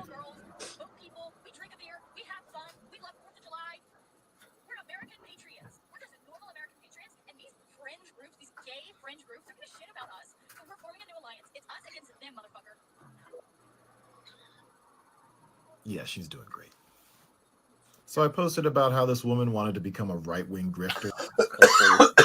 So she really did try to make a name for herself. And the funny thing is like she made one clip a while back where she mentioned how people like Dr. Fauci and stuff like were nerds in school, whilst we were the popular ones and stuff like that. You could tell that she was a princess in high school, and she was obviously really popular. But those days are gone, and probably the evolution of her of her popularity ended up being at high school. Once the real world came along, she was nobody, and she thought she could be a somebody again through social media. But once they looked into her, they realized, well, unfortunately, we want to make you this sort of Aryan princess, but you have a mixed race kid. And the idea of our Aryan princess having dark meat inside of her, no. Yeah. So I've watched a couple of those videos, not on her channel because I refuse to give her the support, but other people commenting on them, and watched the full videos. They weren't edited. But yeah, she started off with one video where she's baking or something, and she complains that people are immigrants. And then she says that people that are in these broke down relationships, it's because they're married to broke ass N-words. And then she comes out with a video and she's like, I've thought hard and deep about an apology on this subject, and I've decided I don't need to give you one.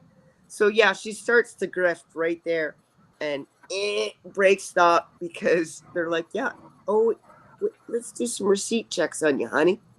You got a baby, right? What color that baby? And it was like so sweet to see her fail.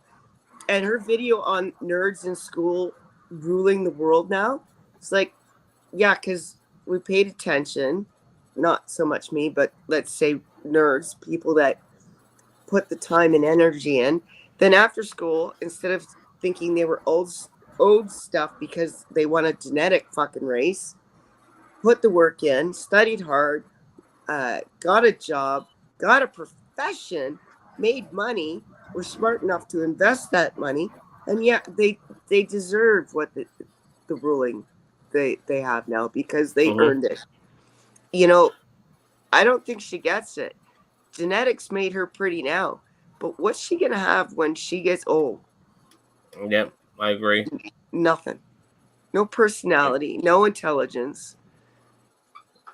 Exactly.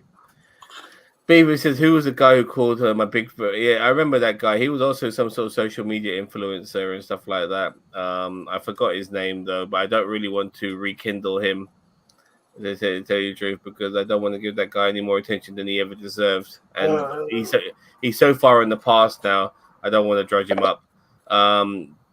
Lose America. Yeah, guys, I'm going to have to call it that and drift off here, guys. Right. Sorry, guys. But you guys have a good rest of the stream, and I'll see you all hopefully next week. Okay. No problem. Bye. All right. I have. Obviously, there's so much horrible stuff. Let's have a moment of levity with a cat clip. Okay. Turn your camera off before you masturbate, boss man. That was a joke, people. Let me check this out. Point of view, the automatic cat feeder goes off. And look at these cats, man. You think dogs are for crazy for food? Check out these cats.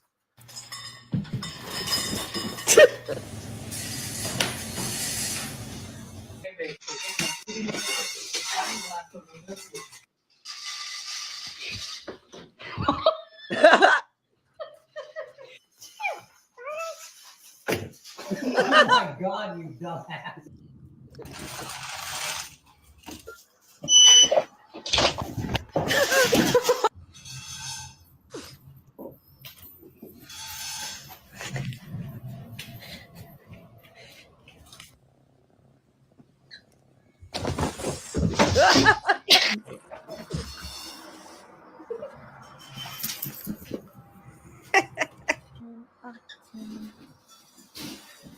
Well, a lot of cats there.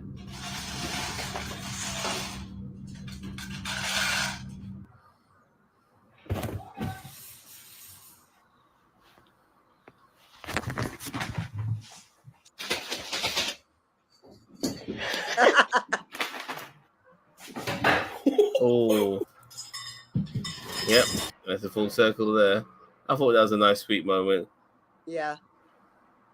So, all right, back to the serious stuff now. This one's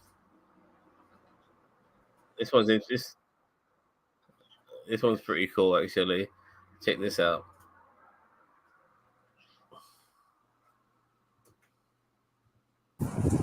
So I've decided that I'm just going to monetize this racist comment. So I'm going to stand out here in this beautiful weather, look at the trees, and listen to nature for 61 seconds. Things that you can do to help boost this would be likes, comments, shares, and bookmarks. And every dime made will go toward making representation in fantasy and role-playing games. What's it say? It says in the top corner, "You monkeys are so entitled. Go back to Africa and make your own shit." And this is why this guy is trying to monetize Right. I got that. off the racism. You know what? Sorry, 1 second. Buddy. It says the more time watched, the more money. So please just don't just scroll yet. 2 times speed, all that counts.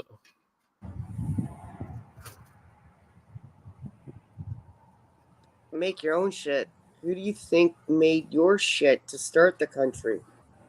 For nothing, too. Got beaten and raped. I like the fact that he's now monetizing off the racism, which which is genius. So he's standing there for a minute and one. I'm going to give him that whole minute and a half just to, boys, look at the birdie. Soon to be born, I am the light before the morning. I am the night that will be dawn. I am the end and the beginning. Okay, bye. Okay, bye. Thought that was very cool, very sweet, very nice. On to the next clip. What do we have here? Oh, actually, this gives me an opportunity to use this. This is what's his face? Daniel wants his favorite. Elon being done this week. God, I can't stand that last picture because if you look at his facial hairs around his lips, it just looks so wrong. It almost looks like he's got pubes growing out of his face. I got a couple of Elon Musk clips. Let's check out this one.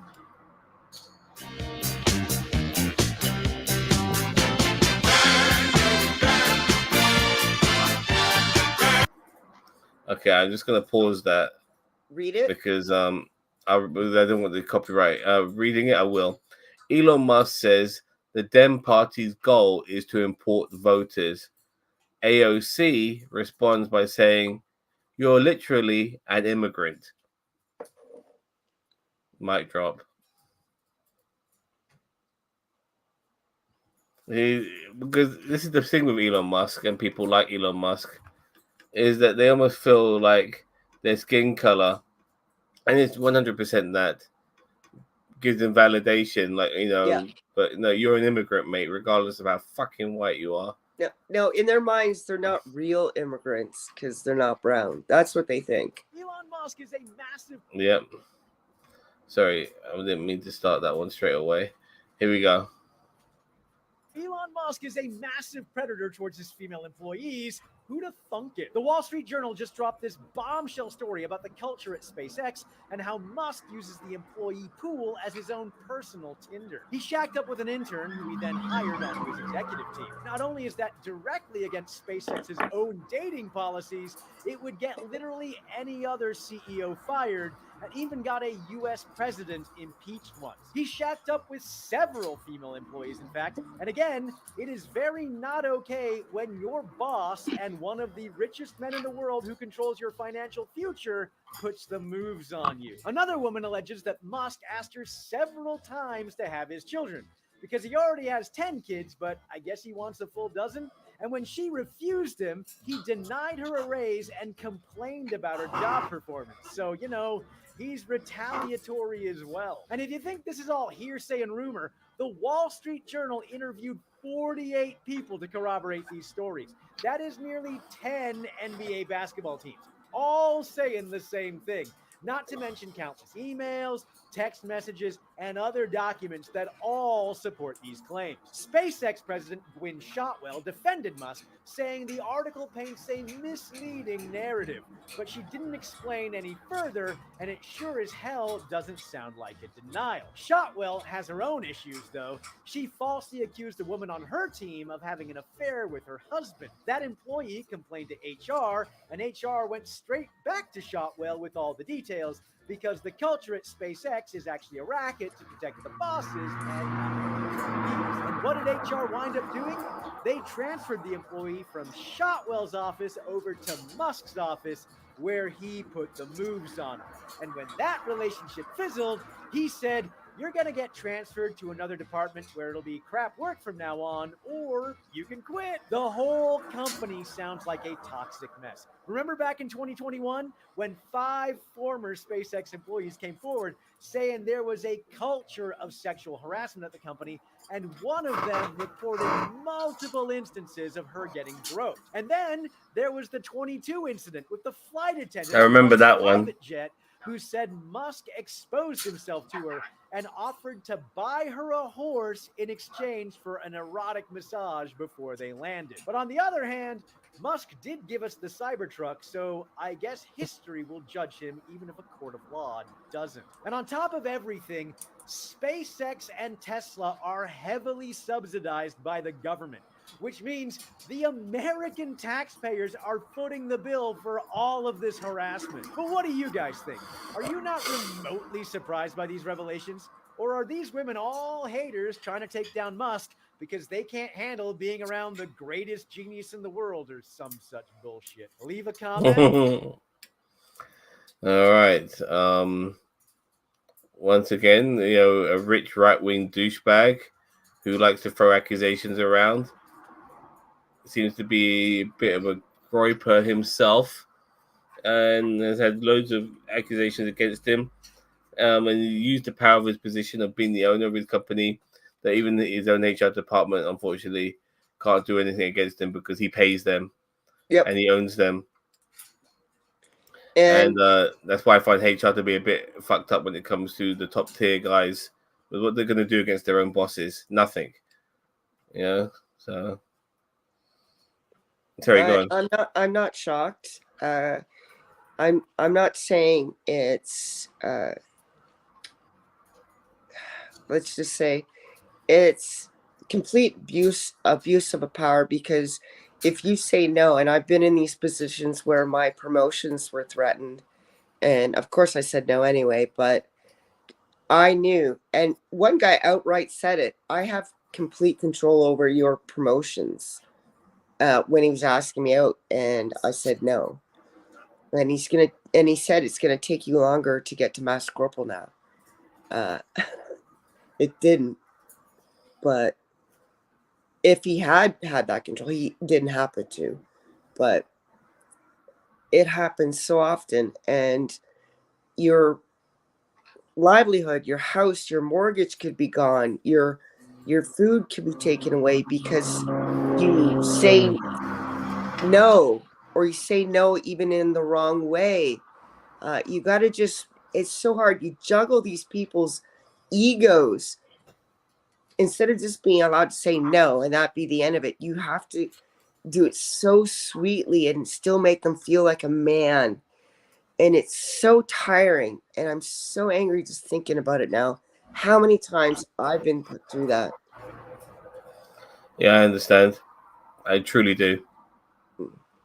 Gaz left before we mentioned WWE Hall of Famer Sika Noah died. Oh, rest in peace, Sika, part of the Samoan tribe. Elon Musk sounds like a cologne my parents would buy me for Christmas. Yeah, and I'd throw away. Yeah, it's true. He does. He's got a very unusual name. He does sound like a cologne. But yeah, that's Elon Musk for you. He's he does terrible. He's a terrible person. He does terrible things. Has a trans daughter that instead of maybe aligning himself with, been alienated because he's anti-trans himself, and he's now fully gone down the right-wing grift, like many people who does, who start to realize that to go down the right-wing grift is far more financially secure, as well as having a loyal base of diehards who would go to bat for you like they've done with Donald Trump. And that's why people like him and Russell Brand and even Joe Rogan to a degree, they go down this particular path because your fan, when you're a right winger, your fans, they're not objective. They will stick with you through fucking thick and thin. Doesn't matter what you've done. They'll give it a pass or explain You're it an away. idol. You're not a person. You're just an idol now and not a person. So why question a God, right? And talking about questioning gods, this one's a good one. I'm glad you're perfect timing, Chris. Check this out.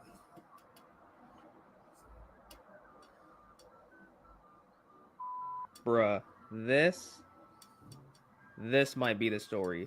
Oh, let me quickly read you that tweet. Yeah, a Christian church is trending online after they announced that they're selling plots of land in heaven for $100 per square meter.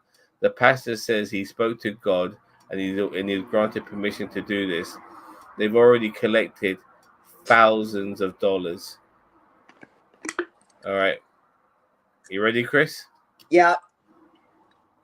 Oh my God. I don't know if this is real. I'm hoping it isn't, but I was on Twitter and this tweet came across my timeline that reads, a Christian church, pause. What other church would it be?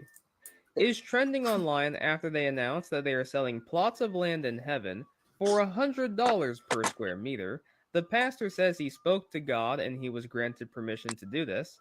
They have already collected thousands of dollars. You want to talk about a hustle? Wow. I need to start a church. I need to create a religion of something. I did some looking around. And Ron Hubbard did it. Church is apparently of Spanish Portuguese lineage. Again, I do not know if this is real or not, but the pastor spoke to God in 2017. And now a brochure is going around, this being the brochure, and at least reportedly there are people out there dumb enough to believe it. This story reminds me of the story involving the Regulados and how they created a cryptocurrency because God told them to. He and his wife... Sorry, funeral friend, I'll get to your comment in a second, yeah? But I do want to talk to you about it. All right, let's continue. Pocketed over $1 million. It was a... Yeah, not a bright moment for churches. Then again, when do they ever have bright moments? I'm telling y'all right now, I am going to start a church and they will pray to be. All right, he ends up just making a little joke bit at the end from what I remember. First of all, funeral friend, we've already kind of gone off this topic. We spoke about it earlier. I don't call him Sleepy Joe, but his debate last night was a bit of Trump the dump was no better. Yeah, we said earlier, American democracy, this is what you have to offer. I feel very sorry for you. It should be very depressing that you have two people in their 80s that are running the country. It should be illegal for that to happen. Absolutely. But back to this clip. let's see what Danny Vance has to say. This reminds me of the old Catholic indulgences where you could pay a fine for your sins on earth to earn your place in heaven. Yeah, no doubt. Religion's a grift. There's the people in charge of the religion who knows the grift. These are the motherfuckers who have these sort of like sermons where they touch your head and you fall backwards and shit like that. And these dickheads all fall for it because they're so fucking stupid. They bring a little tithe thing around and they ask you to give you all their money, and then they end up buying themselves fucking private jets because they have tax-free exemption as well. I mean, they're living the life of Riley. They're probably fiddling your kids as well. You know, how many angels can you fit in 1 square meter? Yeah, exactly. And where was God prior to this? But you know what, Chris? Yep. These people who are being conned, they're fucking idiots and they deserve everything they get. I'm sorry, I can't feel sorry for these people. If you are that stupid and that naive, you deserve to be conned. In my opinion, I can't feel sorry for you if you're that fucking stupid. If your religion is taking you that far around the bend that you fall for this shit, you deserve everything you get coming to you. Everything. I don't know how I you feel. don't excuse the people doing the con though. Like, you're right. I mean, if you're going to drink the Kool-Aid and pick the cup up and sip on it, I mean, yeah, it's kind of you, right? But I'm still going to place blame on these grifters and liars too. Like, it's both for me. Look, there are I still constantly get grifted on by people trying to sell me shit, buy me shit, pretend to know me, all this sort of bollocks. I get the phone calls and all of that. But I've been through enough in my life not to fall for it. And the fact is that all you have to do is put a religious, ribbon around things, and people fall for it.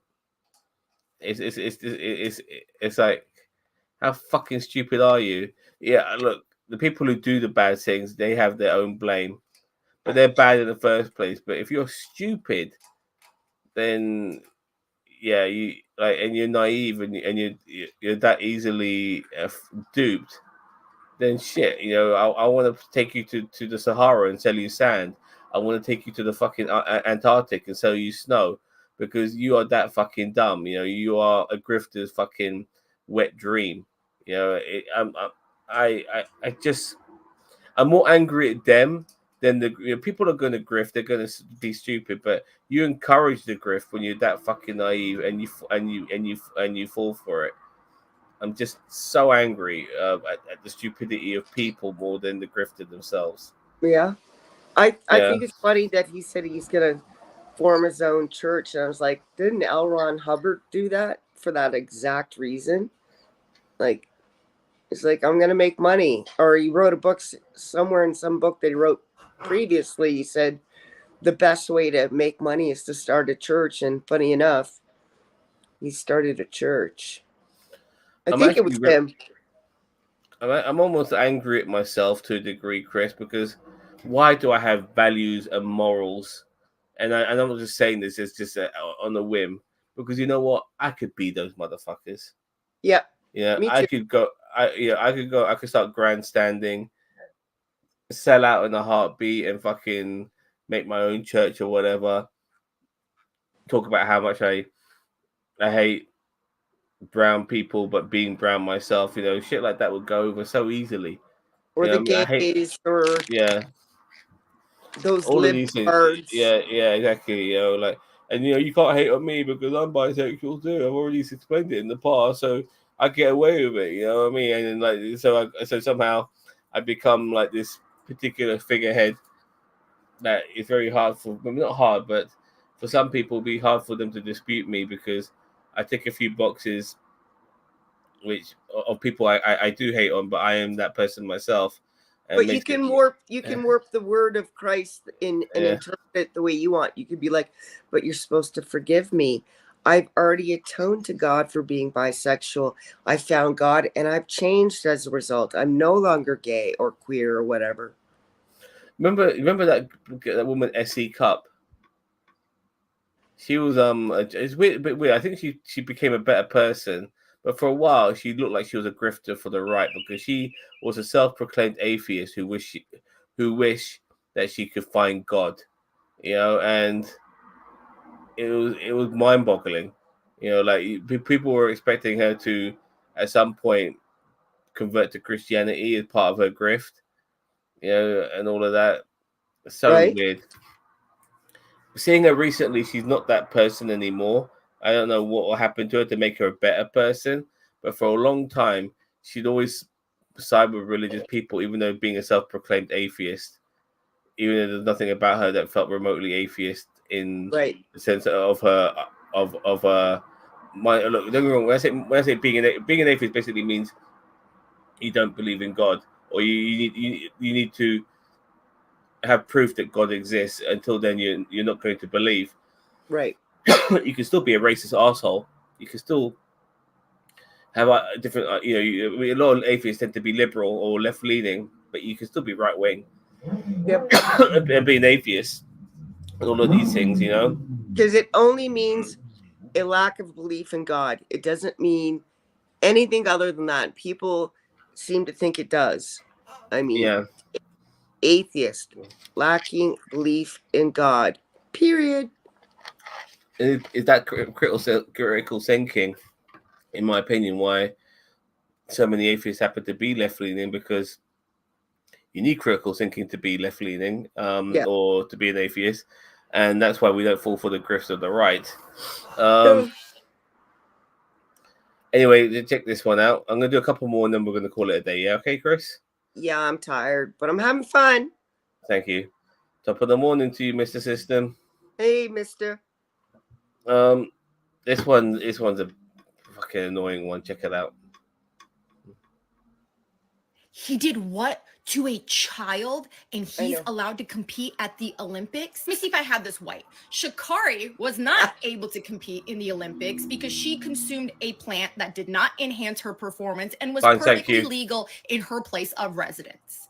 But this individual can rape a 12-year-old girl. He traveled just to do it, is convicted and served jail time, and he's allowed to continue to compete in the Olympics. And before anyone comes at me and says that this isn't allowed by the Olympics, there is a morality clause in every sports federation that he is actively violating, but they are choosing not to enforce. It's almost like certain individuals just get to freely commit certain crimes and face little to no consequences because the people that are upholding that system are just like them. The resemblance is stunning, isn't it? And just like Brock Turner, he only served a fraction of his sentence. Not only is this a slap in the face to his victim, but all of the female Olympians that have to be around this individual. There are minor girls that are competing in the Olympics, and they have to be in the Olympic Village with a known child rapist. But you guys don't care about them, do you? I'm sorry, what now? Yeah. I heard about this, and I was angered to my core, and I was questioning the morality and possible actions that the people that said this was okay. I was like, well, what are you fucking up to?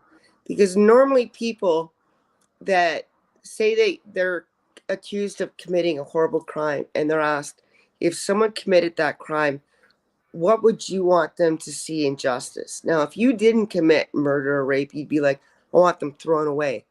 But a lot of times you'll find they'll be like, well, have they changed their ways? Well, 10 years might be good enough. Like, they'll downplay the punishment part because they're guilty. And it sort of also crosses over to those that sort of excuse this behavior. Like in this case, allowing that, I wanted to say man, but that's not something he should be called, to participate in the Olympics. Whoever made that decision or committee or person, why aren't they in for the whole, well, someone like that should be punished to the complete full extent of any way we can punish him. And it sort of harkens back to that, like, guilty person wants to downplay how harsh we should be on someone who does that crime. So it makes me wonder about those people too. And it's not just an insult to It's obviously a big insult to the victims, but the women there, but also the mothers and fathers that are participating and the people watching that have children or were victims as children that are watching. Yep. Everyone's a victim because of this. And I don't want to say everyone's a victim because it downplays victimhood, but in this case, it's true. Not sure if I said this earlier, Mr. Assistant, but we're fine. Thank you very much. And Daniel Vaughn, Brock lives in my city and gets docked every other month on Reddit when he moves or changes job. Not defending what he did, but not accusing the doxers either. You know what? Fair play to the doxers, because what Brock did and what he did was bad.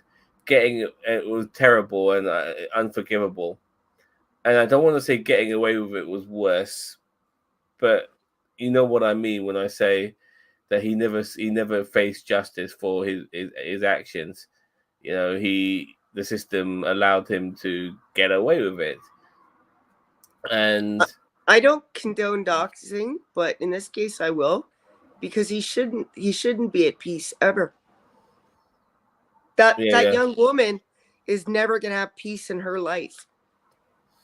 Exactly. You know, what Brock did was harassment, and in a way, this is karma.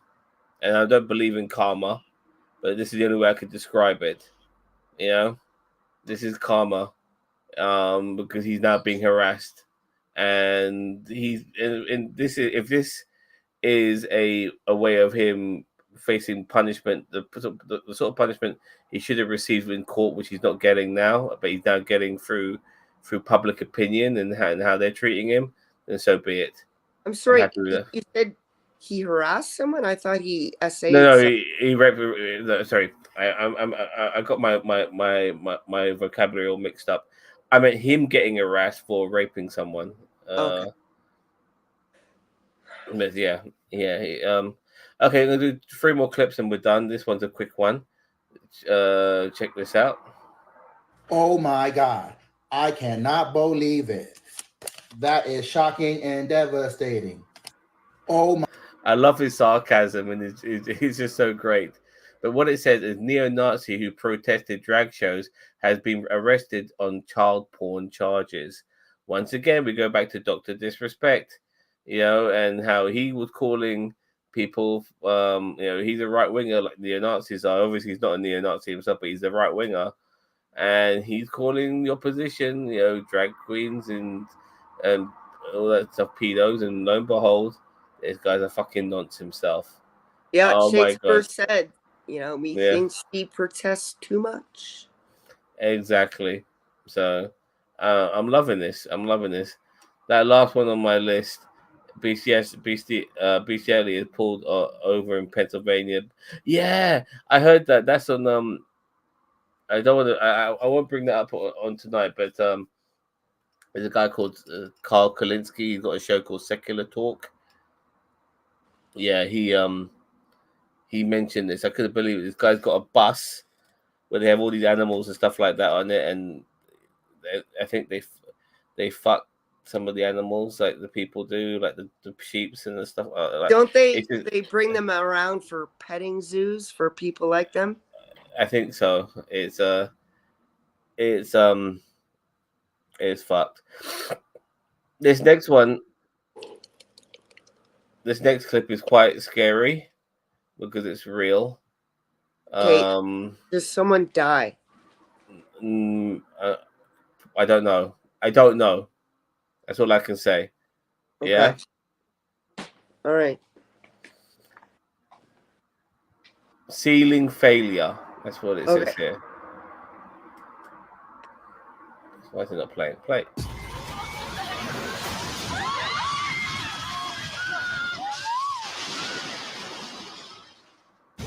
In a Philippines movie theater, a malfunctioning sprinkler system is pouring a huge amount of water onto attendees. It's a sprinkler system. Yeah. And it's about to get a whole lot worse.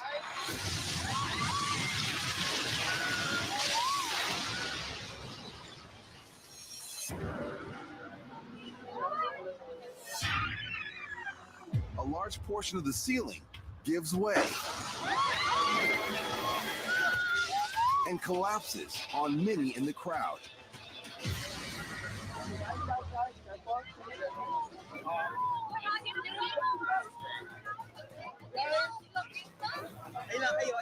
Those who are able continue to exit the theater, while others attempt to help those who are trapped under the giant pieces of the waterlogged ceiling.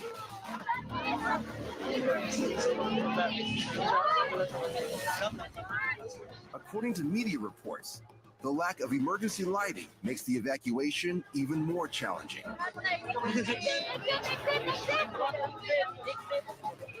But ultimately, nearly everyone makes it out of the theater safely. Wow. According to news reports, multiple people are injured. No shit. Some of whom have to be hospitalized. A terrifying reminder that even a system that is designed to save lives and structures No, it wasn't. can become a threat to both if part of that system becomes compromised. No.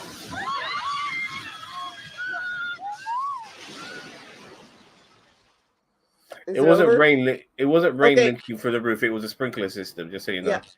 Yeah. No, I saw some of it. It wasn't what he said. It was like, keep in mind, even those systems that are designed to protect us could. No, that was not designed to help anyone because there's no building regulations where they were. So that system was put in by an amateur, wasn't tested, wasn't regulated, wasn't inspected, wasn't designed to help anyone. It was there to look nice. I'm giving the guy the benefit of the doubt, but he's a Westerner and obviously he's not aware of these things. But I'll give him the benefit. I just think he's just trying to like sign off with what he was saying. But I will say this: if the legal system is anything like the ones in America, then that cinema is going to get sued to shit.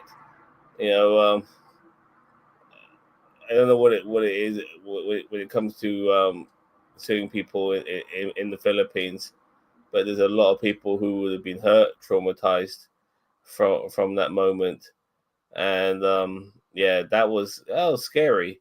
I've never seen anything like it. You know, a roof falling in, like it did like that. And I genuinely thought it was a leak. Yeah, I thought, fuck me, they're probably having some monsoon tropical type weather in the Philippines, but no, it's just a fucking it's the sprinkler system. Right. Jesus Christ. And this is just another reason why we have to make sure that government regulations don't get cut off by big businesses that try and pass bills and pay politicians off so they can, dump toxins and not have the right building codes met, standards lowered, because it'll just keep going till that shit happens. Yep. Now, there's a girl called Grace who does a show called Beyond the Trailer on YouTube, and I don't always agree with Grace when it comes to how she views something, or like opinions on whether a show is good or not. But she seems to be maybe politically on the right side of things at times. But I think she truly royally fucked up here, and check this clip out. She really did fuck up here because I like this guy. This guy points out her fuck up. All right, so as for the hair, it's a little retro, a little 70s, a little 60s. It's a little black power, a little political in my opinion. I don't know if I would have injected that into the character. I think I would have just focused on making the character as sexy and cool as possible. Why is it political every time a character is black? Every time a black actor gits cast, somebody's like, shish, Shanae, in the comics they didn't look like that. But this time they picked a totally accurate guy. And it's a little political in my opinion. I wonder why. Technically, hair is political because right now someone can be denied a job or kicked out of school for wearing their hair the way it naturally grows out of their head. But I don't think that's what she meant when she said what she said. If you're a black nerd, know that nothing about your black features stops you from being the hero or cool. And if Killmonger locks are the only hairstyle you don't look at politically, look into some therapy. All right. And it's so true. Like, What the fuck is she saying? Like his head. I'm not sure if you can see it. Let's see if I can bring up a picture of Mr. Terrific, who this guy's playing in the new Superman movie. It's like, oh, that's kind of 70s. No, that's kind of when people were saying, no, this is our natural hair. We're not going to try and fit into the white beauty standard. And since then, tastes have evolved. People are like, I can do what I want, natural extensions or braided, whatever I want, because it's up to me now. I'm free to choose. This in the 70s, it was a statement, but now it's just like anyone of that color can wear their hair anytime and any way they want. I mean, it's not political like it was in the 70s. Like, I don't know what the fuck she was saying, to make such an issue. Well, you got to find something wrong if there's a black person, right? I just expected better from. Oh, that's his name, ED. Okay, let me just see if I can find him. Hold on, I'm gonna. I'll be right back. Because he was in X-Men as well, wasn't he? There's a picture of him right there. Damn, he's fucking ripped. Jesus Christ. There's a picture of him. He's ripped the fuck. I saw a picture of him earlier. Let me see if I can put it. It was on Reddit. Jesus Christ, man. He was so ripped. Let's see if I can find that picture of him. There we go. Here's the picture.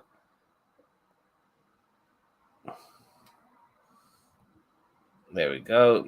Let's see if I can put that on the thingy.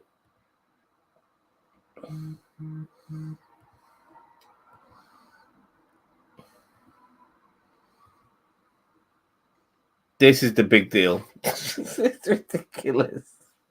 This is what they're having a big deal over. I was expecting like a massive afro. Regardless, like it's natural hair. It's just his natural hair. And the fact that there's just nothing to this. Like, why people like? Come on, Grace. Don't be like those other dickheads where, like those red pill dickheads. I expect better from you. Grace was the woman who was speaking about this. I just expect better from her. There's no political motive here. Yeah, No. this is his character. This is his fucking hair. And why is it when black people have certain hairstyles, there's some sort of issue around it where they have dreads or they have braids or they have fros? Why is it always a fucking big deal? Like, what is it, man? Edie played a Elon Musk type character in For All Mankind. So definitely worth a watch if you're okay. Fair enough. By the way, I'm going to show another picture of him. Let's see if I can find it. I mean, look at it. Look at him here. Look how ripped he is. Jesus Christ. I mentioned how ripped he was. Can you see that?